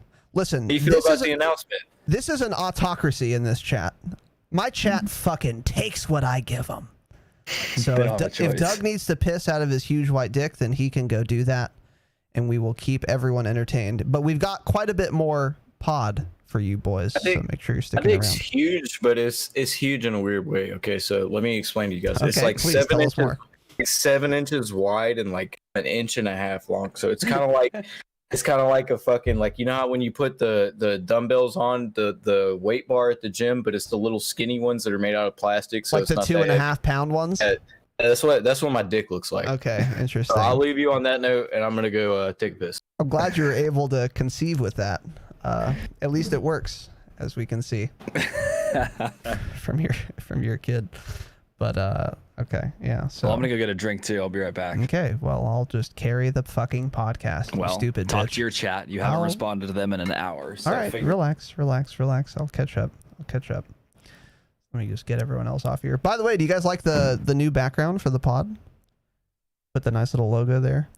I have a slightly different one for Tanner and I. But let me get some acknowledgments out of the way here. Dude, thank you for everyone who's here. Maybe it's your first time, maybe it's fucking not. But thank you all for being here. Thank you all for listening thus far. For all the cheers, the subs, the bits, the follows. Very nice of you. Our podcast, this is our first ever guest. This is our first ever interview. Doug will be back. He's just pissing.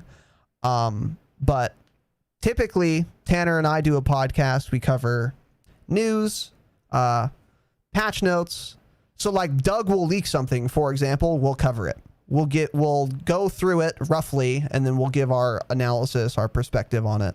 We'll go through patch notes. We'll go through hidden patch notes, which this game is replete with. And then we'll also talk about, anything else really related to COD. And a lot of times on Saturdays, we'll just have episodes about more relaxed, free-flowing kind of shit. So like our last Saturday episode was about how to win in Warzone. So it was like a 2-hour podcast on like every possible fucking detail of Warzone and how to just optimize how to win those. So this podcast, most people listen on podcast apps. I've linked to God damn it, I still didn't fix that. Okay, well, I'll link to it now. But it's available wherever the fuck you listen to podcasts. So you can search for The Drop Shot. You can also peep this link, find us there as well. And then we're also on YouTube for the video versions of the pod. And it's we've been getting a lot more positive feedback than we've expected to. So some people have been liking it. If you like Call of Duty, that's probably why you're here. You might like it too. Especially if you listen to podcasts. If you're going to go do the dishes, go for a run, take a shower, you can throw on a podcast. And if you want to stay apprised on all things Call of Duty, you could consider subscribing to The Drop Shot and rate us 5 fucking stars on iTunes. No matter what you write in the review, if it's a 5-star rating, I'll read it. That is our deal with the listeners. Piss turned to a shit, boys. Okay, so Doug's gonna be MIA for a little bit longer, but that's fine. That's fine. We got plenty of chat to go over here. So yeah, once again, thank you all for being here. I've linked to the pod, the Discord. I got the YouTube there. You know what? Let's just fucking link it all. There's the Instagram. There's Tanner, the co-host of the Drop Shot, a Call of Duty podcast. There's my Twitter.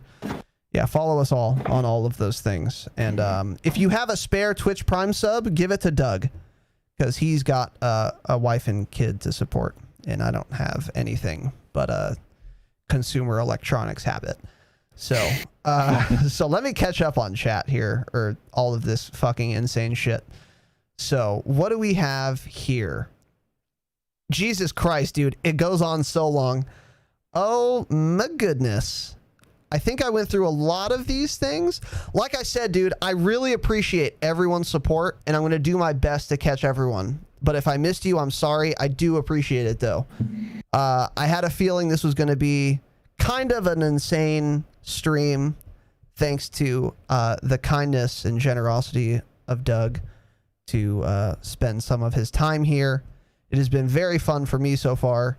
He's a nice dude. We get along well. He's a likable dude for sure. That's one of the reasons I was super excited about his podcast when he was telling me about it.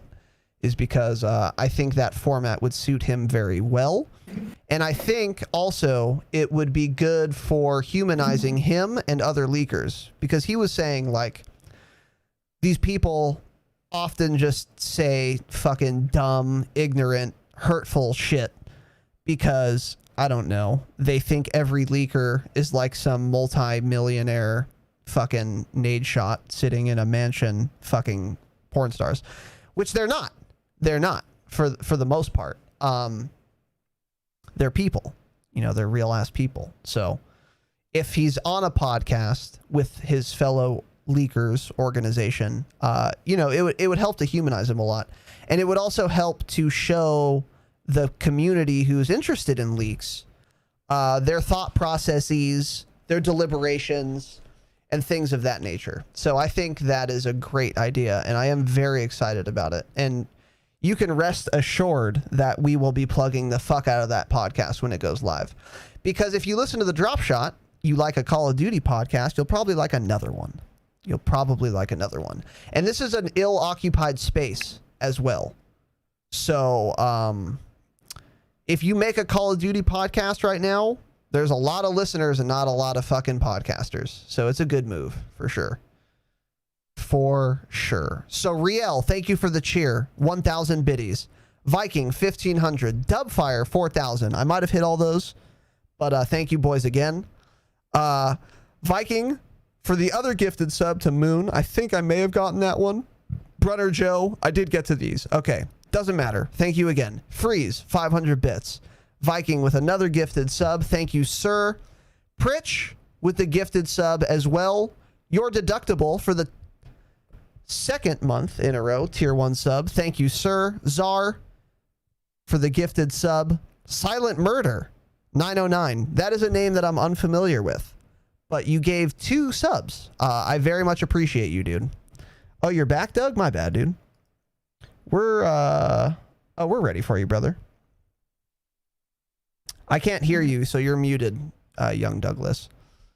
And then yeah, my wife was telling me that I was having a little bit of audio problems, so I'm gonna put my condom back on my mic.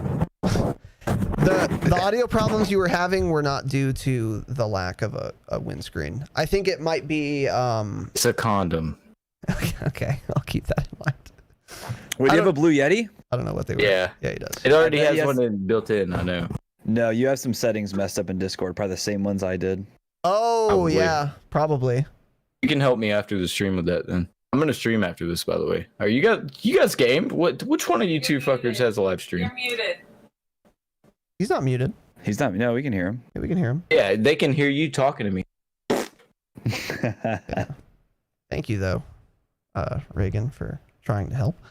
What was I gonna say? Yeah, we can. Yeah, so I used to stream the game, and so does Tanner. But since COVID-19, my internet's too bad to stream the game. I can stream the podcast because it doesn't require that much bitrate, but I can't stream the game, sadly. So I play with Tanner. We have dual cam, but only Tanner streams the game for the time being, sadly. Get it? Y'all want to play after the podcast, dude? Absolutely, bro. Let's do it. We can do that. God damn, man, just fucking put it right there. There you go, dude. Get some dubs. Are you going to be able to use Discord and game at the same time? Talked about this earlier, man. Yeah, well, you can't, right? No. Son of a bitch. It's okay though. It's okay. Yeah. It doesn't matter though to me. I'm gonna be playing regardless. I'm feeling good. I feel you, homie. I feel you. We'll figure it out. But League tonight. I'm taking the night off. yeah. There you go. Yeah, you deserve a night off. So For sure, dude. So then this is the last question from Tanner and I, and then I want to get to some viewer questions that have been submitted to the Discord and to my Twitter. Is there anything else on the horizon that you would like to share in general, for you, for the brand, for the org, whatever? A lot of people have tried to get me. I should have already made an Instagram. There's a guy impersonating me on there with 28,000 followers. Wow. Yeah, it'd be like that. A lot of people are telling me I should make an Insta and a TikTok. I could do well on TikTok, but I'm not a fan. I've never liked TikToks. I always have watched Twitch. I enjoy my Twitch streamers that I follow. But Ninja's TikToks have been kind of fucking super cringy, so Oh, dude, I don't want to turn into that. Yeah, his are super fucking. I'm don't so wanna be far that. away from Ninja. In my opinion, for someone in your lane, as it were, I don't think TikTok would be a particularly good platform. I see your boy Bloodless talking shit about me playing on console. Yeah. Hey, you want to buy me a fucking graphics card so I can stream on my PC? Because I would love that. That'd be great. I'm running on a 1060 right now. If I were to stream on PC, I would be fucking running like legit 10 frames. Yeah. Can't help it. Yeah. By I've the always way, been a console gamer. I wanted to get into this. You played some Counter-Strike. Is that correct, Doug? Yeah, you were telling me earlier Tanner used to play. Yeah. Tanner, what is the... Did you play CSGO or CS Source 1.6? Well, those are 3 different games: Okay. 1.6, Source, and Go. Okay, I'll keep that I in played mind. Okay, Source that's what I was some, and I telling played Tanner. Go. That's what I was telling Resonant. I was Uh-huh. like, see, I think I'm fucking up. I was telling him I played the OG CS, but I didn't. I played Source. Yeah, I played Source for a bit too. It's a fun game. And then You don't need a good computer to run it, thankfully. yeah, you can run it on a fucking DS. And then you guys also were both fans of H1Z1. Is that the one? I liked you watching loved? it. I bought it on my fucking laptop. Doesn't even have a fucking graphics card worth of shit, and I played one game on it, It just wasn't working. and it worked. I skydived. I found some I watched enough Twitch streams to know that I was not where I needed to be to loot, and I landed by some fucking mobile homes and shit and went in one. And I tried to grab a pistol, and while I was grabbing this other pistol, this dude fucking came up and just beat the shit out of me, and I couldn't even see it on my screen. So Yeah. Yeah. Well, that's not. And then he great. probably talked shit to you on voice. yeah, no, right? he was Chinese. He was Chinese. Yeah, that's 90% of the player base was. He was I know. I used to watch Doc, and Yeah. if you want to go see some funny shit, guys, go to YouTube and look up Doc Chinese. Oh my god, that's all you have to type in. Dr. Disrespect Chinese. Oh yeah, those hilarious. H1Z1 videos were fucking nutty, dude. They were so Yeah, dude. funny. Yeah, no, everybody said that game was trash. I'm not gonna lie, but I always wanted to play it. Just Uh-huh. and if Warzone could do that, which they never will, it encourages so many bad social things to have proximity chat. But damn, it's number one. Yeah. Yeah. Well, I'll have to look into those. I actually didn't know about him raging at Chinese, probably hackers. So. Oh my god, you're missing out, bro. It's not even raging. It's some of the funniest shit I've ever seen. That's great. They were the ones that always... China. No, literally literally, that's what they would do. That's exactly what they would do. And they would spam your server, and they'd come at you in a game of solos with like 20 of them. Yeah. They would also hack on PV on the survival mode and hack into your base and steal all your loot that you spent 4 weeks building. They'd steal it all in 10 seconds because they cheated. So That is ruin not the game. great. Okay. It wasn't great. So an Look Instagram at and a that leg. TikTok are on the Some horizon. leg. Got some leg. Much, baby. What'd you say? I didn't. You cut Hey, out. I'm looking at your Twitch stream, and I see you showing some leg. You know what I'm saying? How much for a hit? A hit of what? I'm lost, bro. Pussy. That pussy. He said you're showing your leg on your stream. Oh yeah. Well, Let me get some of that sweet and sour pussy, as Plies would say. sweet and sour pussy. Wow. Well, I prefer. No, it's not pussy. He doesn't say pussy. He says pussy. Yeah, I think I don't have a sufficiently southern accent to pull that word off. It's like you have dip in your mouth when you say it at the same time. I don't know if I can make those sounds. I'm gonna put you on, and you're Poor. gonna end up playing it on your next podcast. It's hilarious. He has a video called "Sweet Pussy Saturday." He doesn't even say Saturday, so he calls it "Sweet Pussy Saturday." I literally didn't know what that word was until you said Saturday. So yeah, you can slide into my DMs and link me that. I'll be happy to show it on 1v1 me on Rust pussies. Okay, so let's get into some viewer questions now. We got some Sure. questions from Twitter, from Twitch, and then if you guys are in Twitch chat, you want to ask Doug some questions, just go ahead and type them out. Doug will kind of scan, and if he wants to answer anything you guys ask, then he is free to, obviously. And if he doesn't, he'll fucking ignore you. So I'll answer anything or everything except for anything about my height. Ooh, okay. We'll keep that in mind. All right, so this first one is from Crimson Ninja, also known as Tordremi TV on Twitter. He asks, Doug, what's your favorite weapon? This is across all games, all Call of Duty titles. What's your favorite weapon? Call of Duty? Yeah. It's a tie with the M4 and the MP5. Sure. If you want to ask me, like, you guys know damn well if you play Call of Duty that you don't have a specific favorite weapon, you know? You have your try-hard fallback weapon, which is if you're getting pissed and these guys are shitting on you, you're always going to pull it out, which for me in MW2, doing the ump. The ump. I thought that was one of the best slappers in Call of Duty history. Mm-hmm. Mm-hmm. Absolute slapper. And then the AK-74U on Black Ops, like there's so many good SMGs. You just got to figure out which gun has been good through each Call of Duty game. If you want me to answer that question, and that is every single COD game has had a good M4 and has had a good MP5. Yeah, that's fair. That's totally fair. This next one is from Jake Down. Any idea what the stoves being turned on around Verdansk means? Some stoves have one burner glowing red hot. Others have two. Do you think these are related to Easter eggs and or some live events? You know, I've had a lot of people actually DM me about that stuff, and every single time I respond to the DM and say, I have no fucking idea, because I have no fucking idea. That is some... Okay, so I had a Easter egg hunter, like, before we merged Discords, all of my old Easter egg hunters have abandoned me because they think I abandoned them. That's okay. They put in a bunch of fucking work. They can do what they want. But they had reported that to me, and there's really, unless I spent every hour of my day in the game looking for shit that points to stuff like that, I can't tell you.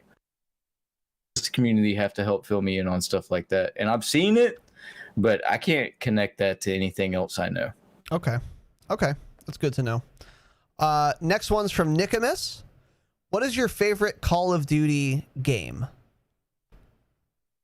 There's so many always fucking struggle to answer. Yeah, I know. This one's a hard one for me too. Because I've been around since COD 1.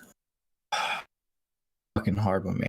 People get so fucking pissed because a lot of the times I'll say this one.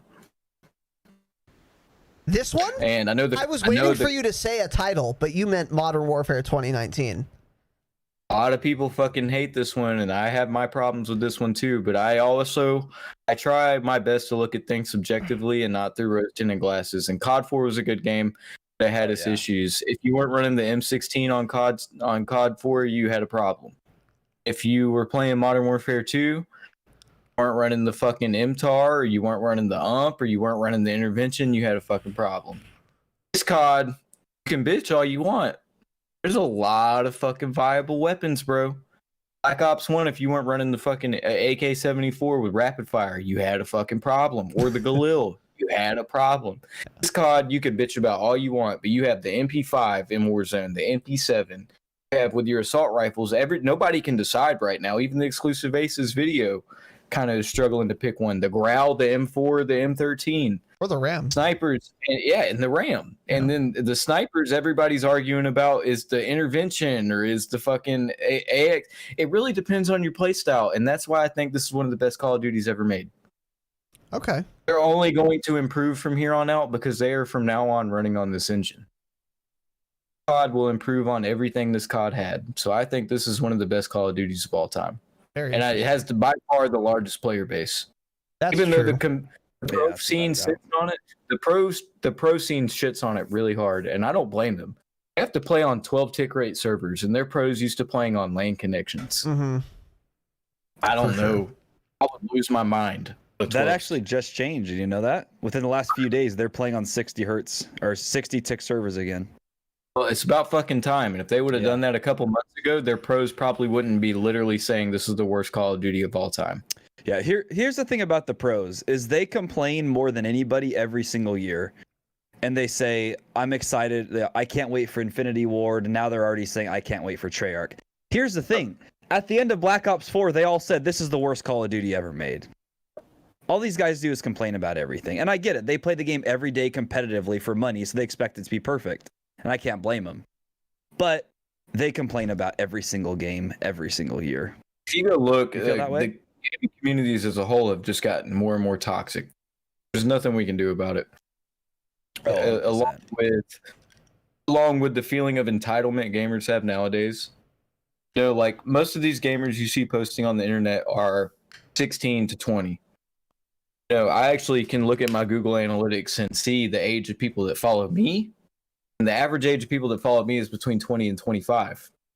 Makes sense. Because I post, we as us three, as we're like fucking. I can't believe Rezanon called himself a boomer earlier. I should talk. We are really entering into the boomer stages to where these kids just don't understand. I think a part of the reason your following is a little older too is because you actually are thoughtful. You write articles and Zoomers can't read. And you also have some nuance. And again, children are not good with nuance. So I think that would probably be part of the reason that your viewer base or your fan base is a little older than the average, you know, Call of Duty player, which I think is a good thing, by the way. Dude, fuck them kids. Fuck them exactly, kids. Dude. You don't want to be some Jake Paul, like fucking, you know, 25-year-old man swinging his dick around for fucking 12-year-olds. That always made me Razano sus. But, okay, what about your favorite Call of Duty map? This one too, bro. Oh my god, this one's always. This one's impossible for me too, so I'm going to amend the question on Nicomas's behalf. There's so many different categories of Call of Duty maps. Dude. Okay. You got your small maps, your best mid-sized maps, your best big maps. So we'll amend it. We're gonna go for top 3 Call of Duty maps, and we're gonna split them up this way. Your favorite small, medium, and big map. Shipment. Okay. Definitely small. I don't give a shit if you hate Shipment. It's a fun time. You gotta embrace. You gotta be prepared for the chaos that you're launching into that map. Yeah, absolutely. It may make you rage, but you're going into it. Medium-sized map. Ooh, one. It's really a hard one. That one is probably the hardest. That is the hardest because that's the majority of COD maps. Yeah. It goes between Terminal. Terminal is great, but Terminal is gonna. I'm gonna go ahead and let every single person know. If they brought every favorite COD map you've ever had back to this new Call of Duty, it shit on 95%. 1,000%. I agree with that. 1,000%. Designed with a different type of gameplay idea back in the day, and it's just not the same. I agree. I've said that so many fucking times on this podcast. Any map from Black Ops 4 is better than every map that released with Modern Warfare. But sorry, go on. That's very true. And you probably understand all that goes into developing a map for like Black Ops 4 or like Black Ops 3 where you can jetpack and shit. There's a whole lot more that they have to take into account when it comes to positioning. But the old Call of Duty maps are just very fucking forward, dude. I mean, we've had some of the shittiest maps all the time that people love. Yeah. Actually, I'm going to go ahead and change this. Okay, go ahead. All right, my favorite, okay, if we're talking small shipments, my favorite medium is fucking Nuketown for sure. Nuketown's classic. Let's go. Let's fucking go. Nuketown is one of the most balanced and well-designed Call of Duty maps ever made, but the issue is that sometimes with the playlist they release, it has too many people. So you find yourself being spawn camped and shit. But if it was a 4v4 competitive mode, if you're getting spawn camped in Nuketown, it's your own fucking fault. Get better at the game. True. It's a fair map. When it comes to large size maps, that's just a whole. I don't even think I can give you guys one because Modern Warfare redesigned what a large size map is. True. Let's exclude Modern Warfare because all the Modern Warfare maps are garbage. So from any other Call of Duty, what was your favorite? My favorite, because my favorite was me cheesing the fuck out of the game, and it was Wasteland. I had more nukes on that game than I could ever count. Did you get in a ghillie suit and lay prone in the tall grass like a tiger? Or I didn't did even you just do that. No, I did both. I had a ghillie suit with fucking one-man army pro and danger close. I was a pussy. One-man army pro, dude. Just noob tubing that center bunker. Oh, you piece of garbage. No. I would only do it at the beginning of the match. If I got a 5 kill or higher, just kidding. I would go for it. Yeah, Fuck you. I feel you. I really liked Wasteland, by the way. I really liked Wasteland. It was One of your commenters definitely mentions Favela. Favela is a great map too. Favela had a lot more problems than people remember, though. If they put that in a new Call of Duty, you'd fucking hate it. There would be 10 million doors. Oh yeah, for sure. well, That's all the doors maps shouldn't are. exist in multiplayer. Period. And to be real, Favela is a greatly over people will look at that one with rose tinted glasses, because if you remember the street side where you could just it was no cover, that was the most underused side of any Call of Duty map ever. I never went that side. I was gonna Couldn't catch say me. it actually took me a second to remember what you're talking about, but I do now. It was very Yeah, it had like the underutilized. one thing you could run up to the side where they were doing construction, and other than that, there was no cover on that side of the map. Yeah, Nobody went there. true. Okay. And then let's move on to the Vaping Viking, the patriarch of the Drop Shot of Call of Duty podcasts.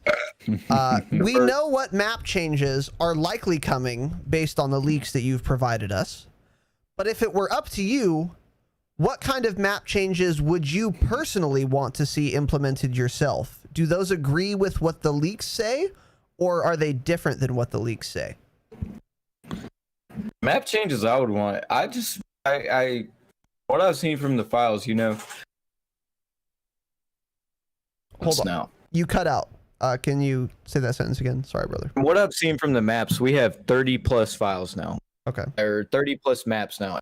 We've seen that for a long time. Like, there's all types of classic maps you guys want that they're thinking about reworking. And I just really, I try not to shit on the devs, but at the same time, I hate them. I'm good at differentiating this. I can tell the difference between a publisher's decision or a developer's decision. I think that's such an important distinction, by the way. It's clearly the publisher's decision to not release Boneyard yet, because for the Scrapyard, like, come on, man.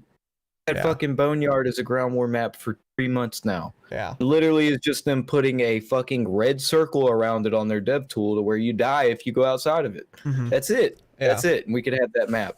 Yeah. So there's a ton of maps like that I would want out. And I'll tell you this. I won't answer your question directly because there's a lot of different ways to answer it. But I'll tell you that I haven't seen anything about High Rise that I'd really, really like to.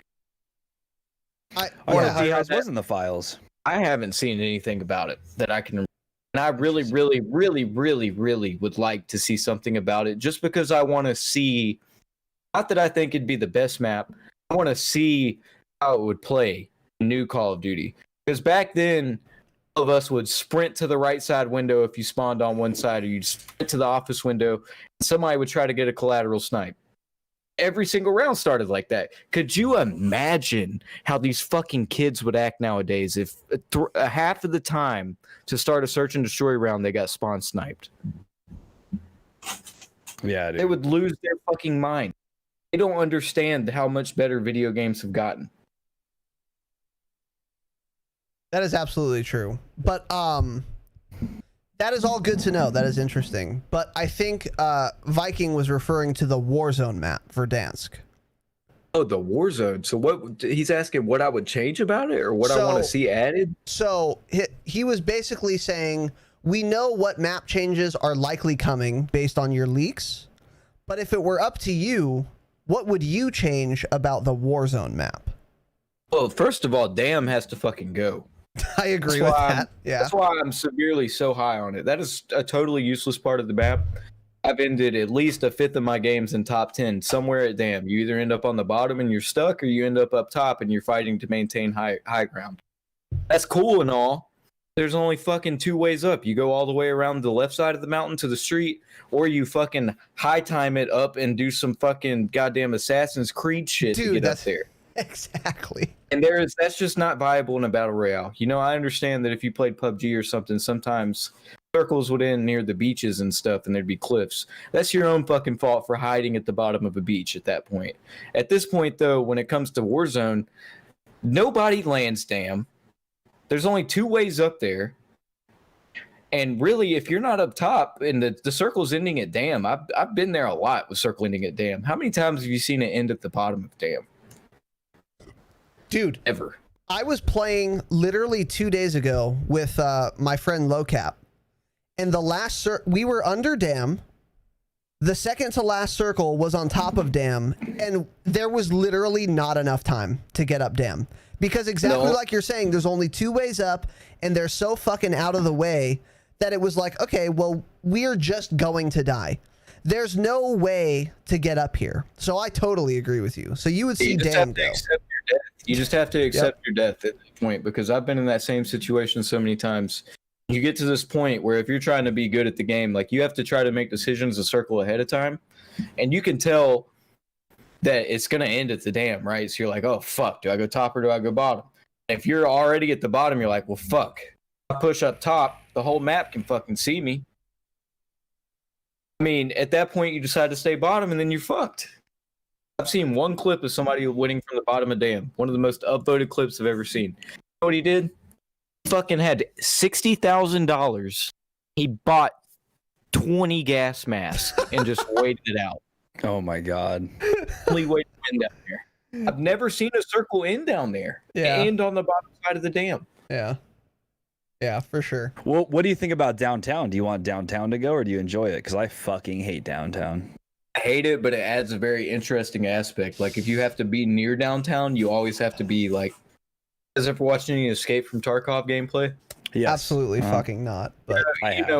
You know it's like a one-shot headshot thing. That's one of the big things about that game is like you're constantly on edge. Anytime I'm near downtown, I'm feeling in my brain like I just snorted some Adderall because I'm fucking everywhere. You know what I'm plugged saying? in. Like, yeah. plugged in. But that's a good thing. You should have that in battle royales. You know what I'm saying? Like, earlier I played a game live on Twitch, and we played one game. We won one game, but I thought we were gonna lose because we were near prison. You know damn well, anytime you're at prison, whether you see somebody or not, you expect somebody to be up on one of those little castle pillars sniping. You need little things like that in a battle royale to make it feel like you have to pay attention all the time, or else you have little fucking Timmy sprinting to the middle of the circle and hiding. Timmy's. Yeah, I agree with you, but downtown is too much. I agree you need some buildings and some second, third story stuff so that you can have people. You can have like what do these fucking devs call them? Power positions? I don't remember what the phrase they used was. But I agree that you need those, but downtown's too many of them, in my opinion. But I think you agree with that. Downtown's too bad. You know, there's a lot of different ways I could see them working on downtown. I think you have to take elevators out. First of all, if you're gonna go up a 80-story building, I want your pussy ass to have to climb up those stairs. That's actually, I've never heard that. That's actually a good idea, because if the gas is close too, it's like you're just wasting time climbing up the stairs, and it's such a powerful position. And the gas shows you that it's going away from there. You know, you're in the middle of a 80-story staircase, bro. Yeah, yeah, that's a good idea, dude. I actually really like that idea. Okay, so the Vaping Viking also asked, if you were the CEO of Activision Blizzard for 1 week, I don't think the time frame matters, but what would you implement into future Call of Duty games that maybe are not present right now? Correct patch notes. Isn't it? Okay. Tanner just got his soundboard, so he's abusing it. Apologies to the you listeners. don't abuse yours? Twitch.tv/Razonon doesn't abuse his. Suck Okay. my- That was the easiest question I have ever been asked in my life. Yeah. I've never seen a company that doesn't put out correct patch notes till now. They Dude, do it every fucking time. absolutely. Literally every time. I was saying, dude, what was it, a week ago, Tanner? I was saying there has not been a single patch notes release that has been correct yet. No, not at They're all. either Not a single missing one. information from the patch notes, or they added extra things into the game that are not in the patch notes. Or I could understand if I was the one making the patch notes, but you guys fucking make the game. yeah, exactly. And you guys are a multi-billion-dollar company. You can't hire someone who can competently write fucking patch notes. It's outrageous. It's outrageous. So that was an excellent answer, and I appreciate that very much. I didn't even have to fucking use my brain for that. Like, Yeah, Oh, by the way, if you guys were wondering, yes, we do plan to do that on ModernWarzone.com. I know you know how Exclusive Ace will show you all the weapons that they haven't updated. Well, I damn sure plan to have a real patch list on my website. I think that would be a great idea. And once again, class, if you can direct your attention to the screen, this is modernwarzone.com. Very sleek, good looking website. Everything is packaged neatly. Articles are written well. That's another thing, by the way, with Charlie Intel. Link me, anyone in chat, link me a random Charlie Intel article. I guarantee you I'll find at least 3 errors in the writing. The writing is fucking atrocious. And this website has no such errors. So that's a great idea, Doug. But go ahead. I don't even have a fucking editor. She doesn't edit my spelling. She just makes sure it looks right in the website. Goddamn sure take my time and make sure I type correctly. Jesus Christ. Yeah. Charlie, you know, I'm not going to shit talk Charlie. He's been bought out by Dexerto. Dexerto owns Charlie Intel, if you didn't know, by the way. Okay. He damn sure doesn't want his work to be like that. But at the same time, when you get bought out and you're literally just putting out content because you have to, because of your contract, like, who gives a fuck? Yeah. That's a good point. Really, that's a good point. I saw him tweet out an article, but he made damn sure not to mention me in it. He made sure there was another source who posted it first. Saw him tweet out an article, right? And I clicked on it immediately because I was like, damn, you covered this a little faster than I did. It was my first ever leak I beat him to. Not the season 4 leak. Can't remember which one it was, but he posted an article about it. And when I clicked on his article when he tweeted it, you know how many words it had in it? 6. Holy fuck. That's so outrageous. Yeah. I didn't think about that element that since he was bought out, the quality assurance kind of went down the toilet. So. Not just that, like, he's not allowed to do what the fuck he wants anymore. I'm in the COD OG's Discord. That's Modern Warzone's Discord now. Right. And they do Q&As and stuff, and they did one with him, and like the owner, who's my partner now, was telling me that the guy wanted to do it with Charlie Intel and tweet about it on Charlie Intel, but he couldn't. Yeah. Not allowed to. Had to use his personal account and personal name. Yeah. Fucking sucks. That does suck, but that, If I ever sell ModernWarzone.com, I will not be attached to it anymore. I'll go make another one. Yeah, I think that's the play. You either have to be all in or all out, in my opinion. I think I agree with you there. You don't want to start your own thing and then hire yourself a boss. Charlie turns off his comments because I've been commenting immediately when he the past 2 months. Damn. I literally, you know what, he knows this too.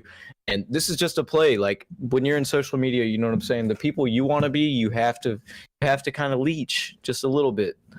I have to tweet something when he tweets something that's new and be like, hey, I said this already. Look at my shit. Yeah. Yeah. Well, good for you. Keep on him, dude. Keep him honest. So this question was submitted. I hadn't thought of this, and I thought it was super interesting, and I'm very curious if you've speculated on this as well. I'd be surprised if you hadn't, but maybe you haven't. Ad Bruin asked in the Discord, join the fucking Discord. There are a lot of snow-themed operator skins and camos coming out lately. Rather than the dam merely breaking, do you think it is possible we would see something like an avalanche as opposed to just a bunch of water coming out of the dam to go with all of this new snow-themed shit that's in the store? As an on, go to the website and pull up my damn article. Start talking about it. Okay. Let's class, if you can direct your attention to the screen here. We are on modernwarzone.com. We're on live event, dam missile attack, and Warzone. It's a very smart thing that you said, though, by the way, bro. That means you pay attention. Okay, so we have the article up here. I appreciate that, by the way. And you'll see me talk about the possibility of an avalanche. Oh, you used avalanche. Okay. Oh, okay.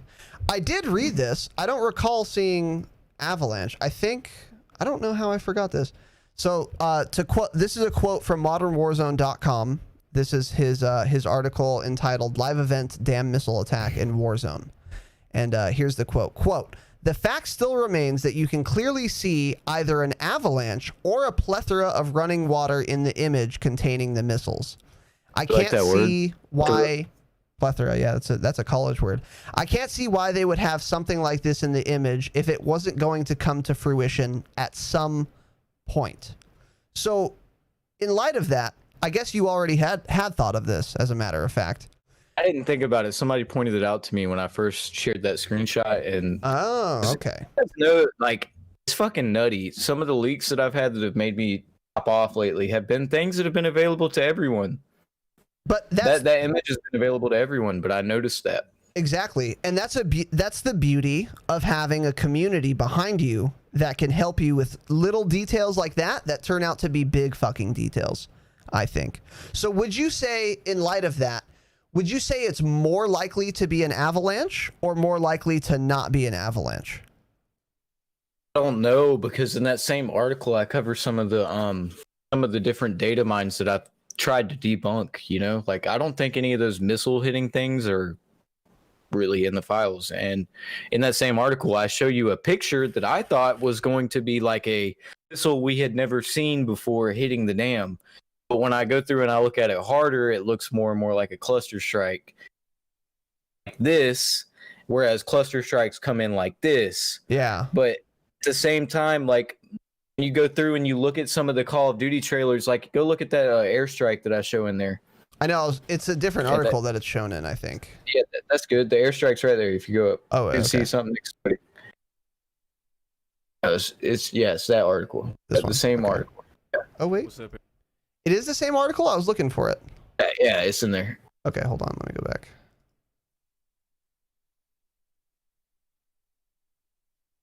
Oh, Twitch here it is so is. far. Got it. I think this is it, right? My Twitch is behind. Whichever one shows you a plane with an explosion underneath it, that is a precision airstrike. Oh. But let me ask anybody who's ever played this game: have you ever seen a precision airstrike fly that low to the ground? If that's the one you're talking about with the missile with the red arrow, that's not the one I'm talking about. It's lower. You'll see a plane. Yeah, right there. Oh, yeah. Yeah. Well, if you look at that, so I got a lot of flack for this because I tweeted about it. There's been a lot of people saying that there's a render of a World War II era spy plane that shows Cold War type Black Ops 2020 shit. Uh-huh. And I went through that frame by frame trailer that they showed recently. This is like a minute and a half talking about Al-Assad and all that. And I found that exact fucking screenshot. And I thought that was the spy plane they were talking about. It turns out that's just a precision airstrike. When in God's name, playing Warzone, have you seen an airstrike 35 feet off the ground? Yeah. Fucking never. Yeah, So that leads me to have an issue with what I was thinking. If you go and look at the missile that has the red arrow pointing to it, that leads me to have a little bit of an issue with what I thought was groundbreaking information. Yeah. Because that could just be a cluster strike that they use to make that picture look pretty, you know? The fact that there's an avalanche or some water running behind that dam, that's nothing that happens in. Yeah. Okay. I see what you're saying. Black helicopters. That's for Jank Mikmiowski in the chat. But okay, interesting. But yeah, when Adbruin asked this, because there is a bunch of snow themed shit in the store, and I feel like they wouldn't. And on that screenshot, the guy who's parachuting in is wearing a full white uniform. Yeah, he's actually. He's from the Alcatala. Yeah, this guy right here. That's all snowy themed. So I feel like there might be a reason for that. I'm of the opinion, based on the information we have, that that an avalanche or some kind of snow being introduced into the map is more likely than merely water. Just because of all these snow themed operators, I don't think they would do that for no reason, but you know, of course, I could be wrong, and this is not the opinion of Modern Warzone, aka Doug. This is my own opinion, so don't blame him. He is just. Blame me is easy. Yeah. We'll do that. You get blamed enough. All right, so this next one is from Tartar Bits. This is Call of Duty royalty. He's a good friend of Nate Gibson, who's a fucking insane player. An insane player. How much longer are you planning on going? We can finish up here if you want, dude. Is that cool? I want to at least answer. I don't like to leave people without giving fair notice. So 3 more questions after this one. Okay. All right. You got it. Tartar Bits asks, do you know of any plans to increase movement or mobility in Warzone, particularly to counter roof campers, similar to something like the grappling hook from Black Ops 4's BR Blackout? No, but I do love that idea. Something that I think that they have to implement if they want to stop all this bullshit is that in squad-based games where you can get downed and revived, each time you get revived in the one life before you come back from the gulag, that you have to lose at least. It has to be either halved or quartered how long you have to be revived. Because the current strat when you're playing against pussies who aren't good at Call of Duty and they rooftop camp is that there's going to be all 4 of them up there with sniper rifles. What they're going to do is they're going to have a full inventory of armor, but they're never going to use the armor because why the fuck would they? Yeah. If you use your armor, you're wasting resources, whereas you can just get down to get revived because when you go down, you're protected by the building. So they have to figure out a way that they make it to where each down means something. That's the only way I can see them fix it. Because PUBG's done that, and PUBG is a camp-based game. But at the same time, if you get caught camping, you need to fucking have some consequences. Yeah. Yeah, that makes sense. That makes a lot of sense, actually. It's not so much encouraging mobility as it is discouraging camping, which I think is another good way to approach the same problem.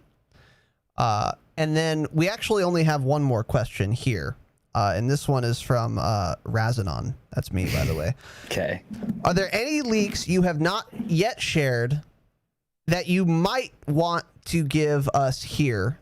Of course, you can say no. I'm sure you're busy. You've probably put out every leak that you have. And if you haven't, you're probably still working on confirming it. But in the off chance that you're not, is there anything that maybe you could share either pertaining to this game or to COD 2020? There's a lot about COD 2020, I can tell you. Okay. Anything you'd be interested in sharing? We're all ears. Just keep in mind that I'm not reading this, so I may get some small details wrong. Frank Mason and Woods are both in the story. 70% of the story will take place outside of Vietnam. 30% of the story will take place in Vietnam. Currently, the most recent leak that we've heard about COD 2020 is from TGR, and I tweeted about it too, but he suggests that it takes place from the year 2025 and that they're looking at flashbacks, almost as if Black Ops 2 did it. So you'll be going through flashbacks of the memory of some of the other people. Right. I kind of can see why he was told that by a source, but I could see how that could make sense too, because they're currently trying to connect the worlds of Warzone, so they have to figure out a way to do that timeline-wise as well with the operators. I see. But other than that, I mean, you guys have seen me tweet about the kill streaks in COD 2020. Those aren't confirmed, but they've been seen through alpha gameplay. Right on. There's a lot of shit that I don't tweet about, man. yeah. Because you don't have the time. It's not even I don't have the time. It's just that I'm risking a lot by saying things that I can't prove yet. I see. Yeah, for sure. These are things, all these things that I'm saying right now are things that I can pretty much, I can say that they're coming from very, very reliable people. At the same time, like, they just don't match up with the things I've said before. So I don't have the opportunity to have a dialogue with 30,000 people and explain to them how this makes sense. Yeah, that makes sense. That makes sense. Well, and I think I've heard one more thing about the COD 20. Like, but I definitely include Vietnam. The most recent thing is that it's future flashbacks. And we know 5 maps coming from it. But if you follow me on Twitter, you know about all this stuff. Yeah, I've seen all of that, and I was very pleased to hear about those maps. Fantastic maps. I know, great maps. We covered that. People hate jungle. You don't like jungle? People hate it. Oh, people hate it. Oh, okay. Yeah, I like jungle. I would have sucked somebody's dick to get fucking firing range. A couple of these other Call of Duties. That's a great fucking map. 1,000%. Firing range is my favorite Call of Duty map of all time. I think it's a perfect map. I think it's a great map. One side has more low side encounters. The other, it's just a very well designed map. That's exactly what I said too. Get back to designing more original great maps because they moved away from it. COD 4, Modern Warfare 2, MW3, they all had OG maps. They weren't remastering shit. Like, it's not. I understand that maps essentially look the same and they're 3-lane and stuff, but there's so many small nuances to map. Like, come on, man. Piccadilly's 3-lane too, but it's a piece of fucking shit unless you're playing Search and Destroy. Yeah, I'm glad we can agree on that as well. So, well, Doug, I appreciate you taking the time to appear on our small but vibrant and extremely humble podcast. I've had a lot of fun. This has gone very well for me. You're a very easy guy to talk to.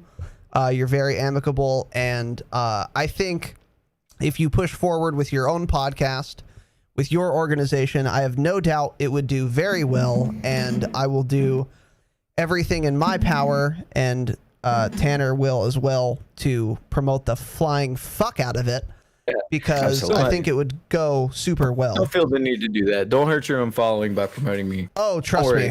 worry. I know who you guys are. I won't forget about y'all. No, I feel you, dude. I feel you. But it wouldn't, I mean, it wouldn't hurt us. Like, look, dude, I stand behind your content. We've been talking about the shit you leak for a long time. So if you came out with a podcast, it wouldn't hurt us in the slightest to promote it, which we will be doing, whether you fucking like it or not. So, where These are California boys? Y'all are from California? Yes, sir. Fuck y'all. I got a California flag right here, dude. We're West Coast liberal elites, as I like to say on this podcast. Where can people find you? What's the best way that people can support you going forward? Any last things you wanna share with us? You never gave me your wish list link, by the way. Aimed it to you. Oh, you did? Okay, I'll get it right now. But yeah, go ahead. Where can people find you and all that? I did DM it to you. It's up there underneath that Ant game face. Got it. My last thoughts is that I have posted a lot about personal advertising and stuff, but the fact is I haven't told anybody who wants to support me the ways they can support me without just either A, subbing to me on Twitch, B, gifting subs, donating bits, or donating money. And that is, if you are an avid shopper on Amazon, if you buy shit on Amazon, period, if you do anything, purchase shit online, you can go to my website and click any of the Amazon links, and for the next month, anything you purchase on Amazon, I get 1 to 2% commission on. Got it. That is one of the ways. So let me find that real quick. This is called an Amazon affiliate link. So what you guys want to do is find this Amazon affiliate link, which I'm having trouble finding, Doug. Where is it on your website? On an article, she just changed a bunch of stuff around to try other stuff. And also, if you're somebody who's interested, as these are some fucking Cali pothead boys, if you're somebody who's interested in calming down your social anxiety or anything like that, and just feeling better on a day-to-day basis, I a digital marketer, and the girl I'm working with who made this beautiful website, everything that she did before this was working with CBD companies. I have great connections with CBD companies and the ability to get that shit for cheap. And not only that, but if you go and look at some of these articles, like if you go click on the Call of Duty Black Ops Cold War Alpha gameplay leaked, and there's a Amazon ad on the right where if you click that one and buy something off Amazon, I would get commission off that. There's also the CBD link at the bottom. And anything that you buy from that CBD company, I get a pretty good % commission off of, and you also get 15% off. Okay, those are good to know. I'm not finding them though. No. Oh my God, that's huge. Yeah, I'm not. Problem. Yeah, it's not ideal. You're gonna have to. You can see them online. That's crazy. Hold on. Yeah. Tanner, are you able to find this? I'm looking right now. I'm trying to find. Ad blocker on, brother. So one more time, brother. Say that again. Ad blocker on. Oh, yeah, that's probably why. Crazy. I thought she designed the ads to not do that. Yeah. I don't have ad blocker on, and I'm not seeing them. What I would recommend, Doug, is that you know how at the bottom you have your Reddit, Twitch, Twitter, YouTube, and Discord. I would recommend you put an Amazon icon here, and do it that way, because that way pieces of shit like me with ad blocker will still be able to see it. But if you're able to, go ahead and post your Amazon referral link. So to finish that explanation, what you guys want to do is... Yeah, I'm posting the CBD link if you're interested in the Oh, the CBD link as well. Yeah, for sure. And I'll put... Here, you know what? I'm going to message this to you so that I can... what's it called?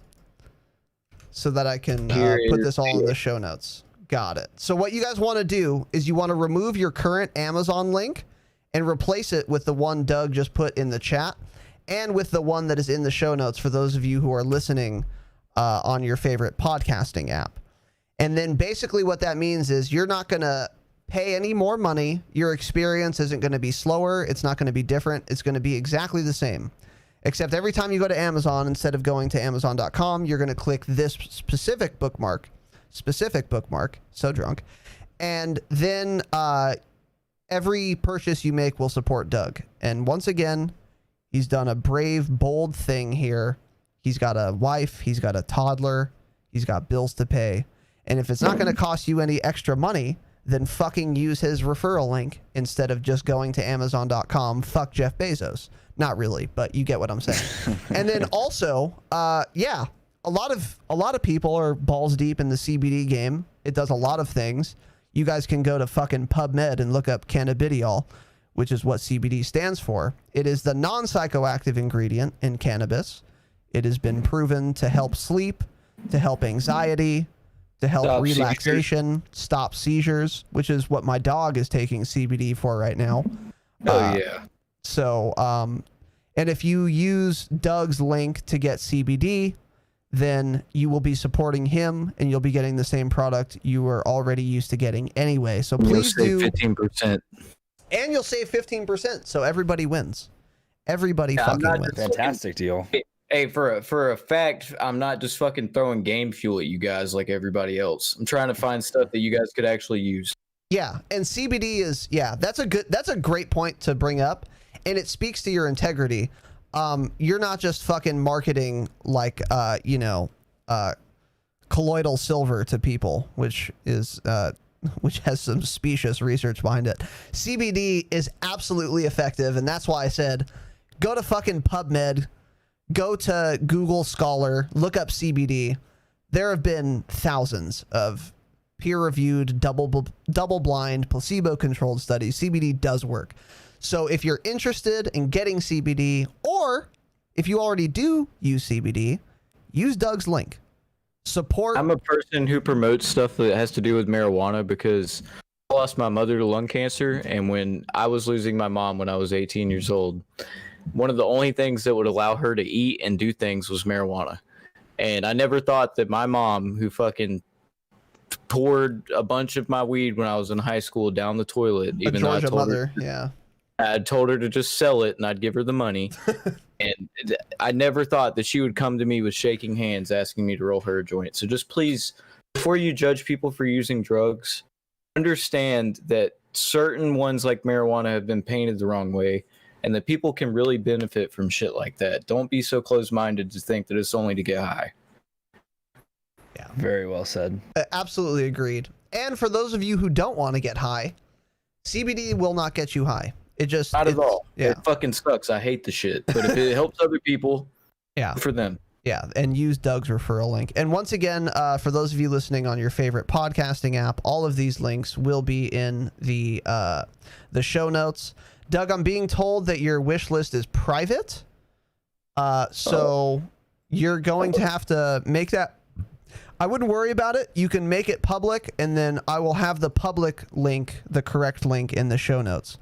Because Doug was waxing on to me about how he is missing some vital cables. Some cheap shit, like a $10 fucking chat link cable.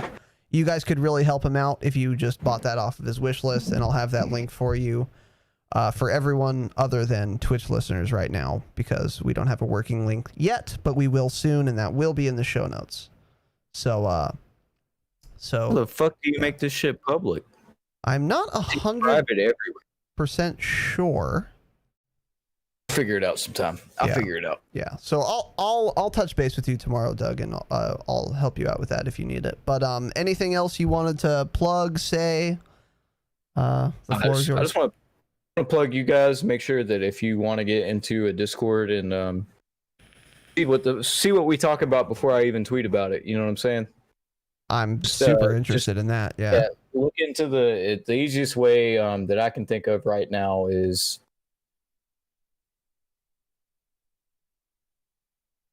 the modernwarzone.com website and scroll all the way to the bottom and click the Discord image. Is super easy. Yeah. But we just merged servers. You know, everything's changing. We got server that we're in right now has some of the biggest COD names you could think of. So be very careful what you say in there. There are Infinity Ward developers in there. There is Prestigious Key in there. There is fucking Charlie Intel's in there. It's full of big names in COD. Damn. Okay. Okay. So yeah, that's a great place for all of you to go, and I will have that in the show notes as well, and it's in Twitch chat right now, Doug's Discord, right there. So that This man low cap said I can't even simp for this man properly. I just learned what simp is like a week ago, and I fucking hate that. I see it everywhere. this is why I said we're both boomers, because we don't know words like simp that these Zoomer fucking children have been using It just means forever. that there's some fucking do you know what a neck beard is? You have to know what a neck beard is. Oh, I'm bro, 25. I don't have one, but I know what it is. basically, Yeah. it basically means a neck beard who fucking throws shit at women who Twitch stream and show their titties. Yeah, it's the That's what a opposite. simp It's the eternal battle of the neckbeards versus the simps. Absolutely. This guy shared a link in chat. How to make your Amazon wish list fire. Oh, there you If you go. are- There's a nice little guide for you. Thank you, Krim. I appreciate it, brother. Like to this wish list for. Thank you, brother. What a guy. What a guy. So we'll get all that ironed out.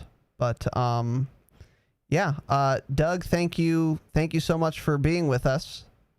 For having me, sir. I really appreciate it. I'm glad that I could come to a smaller time thing to start, man. You have a bright future ahead of yourself, brother. If you can find the right ways to get exposure, I'll tell you that much. You have a good voice.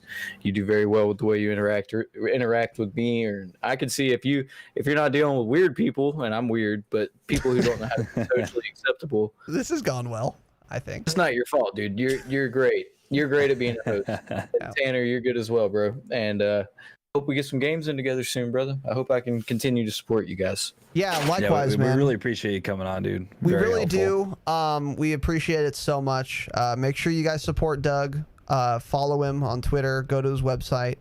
Do all that other stuff we were talking about. And we look forward to the podcast, especially me. I'm very interested in seeing that and listening to it and plugging it going forward. It'll be interesting to see how it goes. Me and TGR have a very different way of talking. These fucking Brits. Yeah. Yeah. All right. Well, yeah. Thanks so much, man. I appreciate your time. Hopefully we'll talk soon, and I'll be in contact with you about getting that wish list and shit sorted out. Yeah, appreciate it, man. And Bryce, yeah, I think I still am gonna stream a little bit after this. I didn't know we'd be going this time, but it's all good. Yeah. Sorry, man. This is the longest one ever. So Yeah, this is It's a all long good, dude. podcast. We had a lot to talk about. It was a good one. Yeah, but we fucking yeah, I still plan to stream. I got a lot more beer. All right. Awesome, dude. So we can find you at twitch.tv/Doug Nabbit, I think, or actually just don't use that Twitch link. Use this one. Nabbit. That's how I know Dag you a Nabbit. Cali boy. Yeah. Yeah. I've had a couple White Claws, so my Dag spelling is not Nabbit. great. Yeah. Dude, I'm telling you, those things will get you fucked up before you know it. Be careful. Yeah. Well, amen, brother. I'm learning that firsthand. So Tanner and I are going to do a couple Warzone games, and then we will be fucking throwing you a fire raid, sir. So I would love to play with you. You guys playing duos? Oh yeah. The Discord problem. It's just yeah, it's the voice thing. But I think once you get your chat thing all set up, I would absolutely be honored to play with you. Oh yeah, dude. I'd be honored to play with you guys too. I'm fucking so happy. Like, I know a lot of people think that this shit's not genuine, but I'm so happy to see the numbers that we've had tonight. And I know I don't come by a lot, but I did ask you your averages and stuff. And I told you watch the numbers after I tweeted about the announcement. And it was Well, true. let me tell you something. The numbers tripled. So yeah, it definitely worked. And people think I'm being fucking cocky and shit when I say that, but when I have something important to say, people come by. So I hope I can come by your stream more often. I would fucking love it, dude. You can find a way to get you guys on the website and shit too, man. That would be great, dude. I'm Gotta find ways to work together. You know, I really want to continue the whole time. I don't want to lose focus of where I came from, whether I fail or whether I get huge.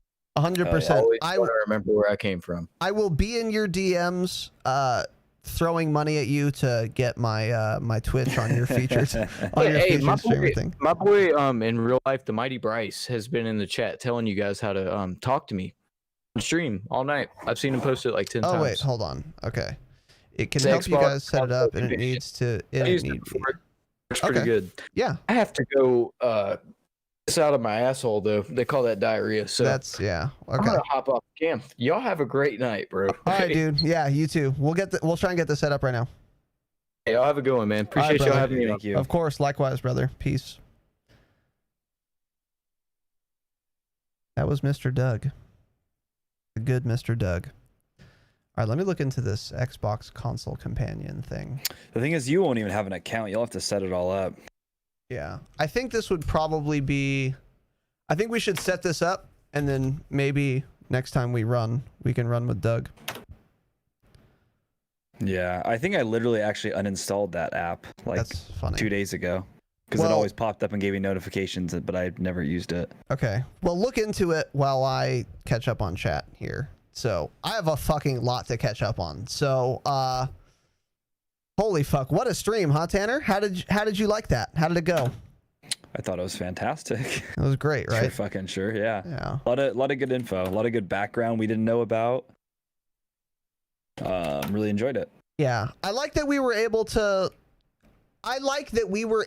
provide a platform for Doug to be himself so that people can relate to him and shit more, you know?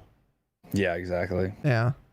So happy to have been here. By the way, Raz is a pussy. Okay, Doug, I see you, bitch. I see you, Shit dude. on. I see you. Doug, we're gonna try and figure out this console companion thing, but I don't know if we'll be ready tonight. But if we're not, then we will. Oh, by the way, Doug, if you don't mind, go ahead and fucking add me. I think you're already friends with Tanner. Is that correct, Tanner? Yeah, we played one time. So I can add you off Tanner then. But yeah, we should run really fucking soon. If I knew how to set this up more quickly, I would just get it done now. But did anyone get a clip of the announcement? I'm not sure. I can but Doug, yeah, by the way, Doug, I meant to mention this. I record the whole podcast and I post it on YouTube, so I can clip out whatever you want and send it to you if you want. And then I can also give you the whole episode if you wanted to put that on your YouTube channel as well. That is up to you. My internet's terrible, so it would take me forever to send to you. But if that's something you want to have, just let me know and I'm happy to give it to you. But it'll definitely be on my YouTube channel, the full fucking episode. And yeah, thanks again for being here, man. That was delightful. That was just delightful. So okay, right on, Doug. Yeah, I'll do that for sure. Okay, so what else do we have here? Pritch, 1,000 biddies. Viking, of course, the fucking 30,000 bits. Jesus Christ, he's a demon. Czar with the fucking gifted sub to Doug, which is, of course, Doug better have a sub in my channel. I'll do it myself. But thank you, Czar, for doing it for me. Pritch for the 500 biddies. Your deductible, 2,100 biddies. Pritch with the gifted sub to Milkman and Jay Decker. Yeah, for sure, Doug. For sure, dude. My wife's telling me this. Damn, you got a real one, Doug. You got a real one, dude. Just wingmanning for you. Your deductible for the 1,000 more bits. Gift for the 500. Pritch for another 1,500. Your deductible, the 2 gifted subs. Jordan for another sub, tier 1. Welcome back, Jordan. Honor and a privilege to have you here. Pritch for the 50 biddies. Jake down the 3 gifted subs, an absolute demon. Pritch with another fucking 4 gifted subs. Viking with another 5 gifted subs. Holy shit.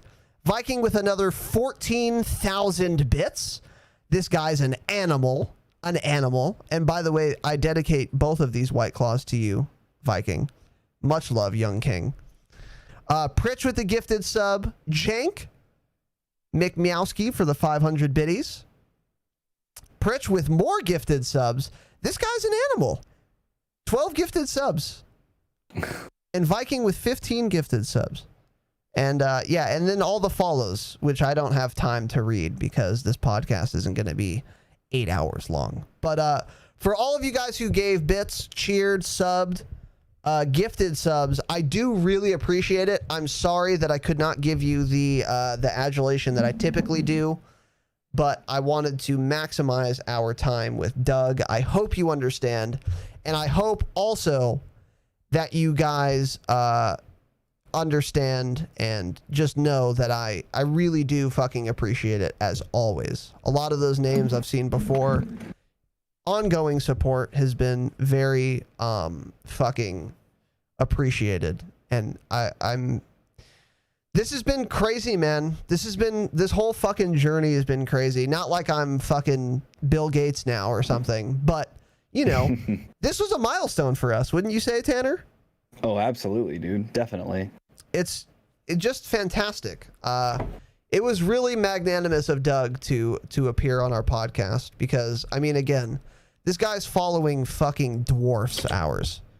So for him to take, what is it, fucking almost 3 hours out of his day to come bullshit with us retards, you know, that's really generous with his time. And he's a busy fucking dude. Once again, he's got a toddler. He's got an organization he's trying to make, a podcast he's trying to make, leaks he's trying to fucking juggle.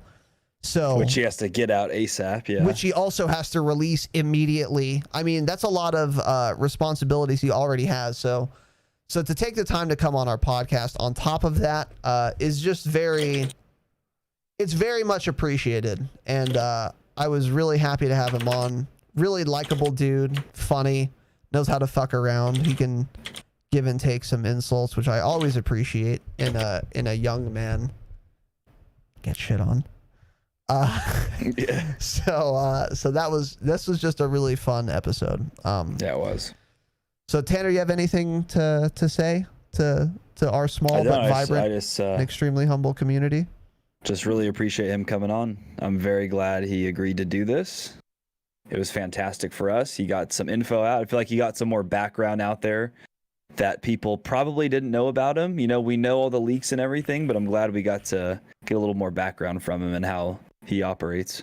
1,000%. You got a little insight into his like thought process, which is really cool. And by the way, Doug, if you see this later or if you're watching now still, you have an open invitation to this podcast. We had a lot of fun. Obviously it's nice to have you on because like you said, you have massive clout and you just boosted the analytics, which is helpful. But beyond that, I mean, that's obvious, but beyond that, like it was genuinely, you know, it was fun talking to you, man. So, you have an open invitation. You can always fucking, appear on here. My DMs are open for you always. And I will also get you those muted, starting soon screens and shit. I'll do that tomorrow. I just have to go through Resolve, but it'll be pretty easy. So, those will be in your email tomorrow. Don't ignore this one though. Yeah. Stupid bitch. Dude, he was screen sharing and he was like, dude, I didn't get your email. And I was like, did you not though? And then it was there on red, just left like on it's red. Right there. Yeah, so, it's there. So I'm kidding, obviously. I think he thought he responded and he didn't, but he also slept for 90 minutes the preceding day. So I don't blame him. So yeah, we are going to play some Warzone over at twitch.tv/Tanner Dropshot. I'm going to raid him. So Tanner, get the fuck out of Grid Fam and start your stream now. Now. Okay, I'm starting. Hurry up, bitch. And, low cap and itch, you ready? Here we go. Yeah. Okay. And low cap and itch already. Yeah. And then Doug, we're going to get that Xbox companion app working tomorrow. So pretty much the next time we play, if you want to run, we can run with you. And then if you get your chat link thing too, that will hopefully work for your Streamlabs. If it doesn't work, by the way, hit me up again and I can look into it and try and see if I can figure it out. Yeah, Doug, I told my wife the same. You've got a future in this, both of you. I really appreciate it, man. That means a lot coming from you because you're actually someone who would know, since you are at the future that we are looking for. So absolutely. Fuck my cloud. Those are big words. I like that. Big words. Big words. I like that. Yeah. So yeah, once again, I've linked all of Doug's shit. Make sure you follow him. Doug's going to take a fat bong rip and he's going to go live as well. So Tanner and I are going to get a couple games in and then we're going to raid the fuck out of Douglas. Young Douglas. as he likes to be called. So, yeah, thank you all for watching this episode of The Drop Shot. It has been an absolute honor and a privilege.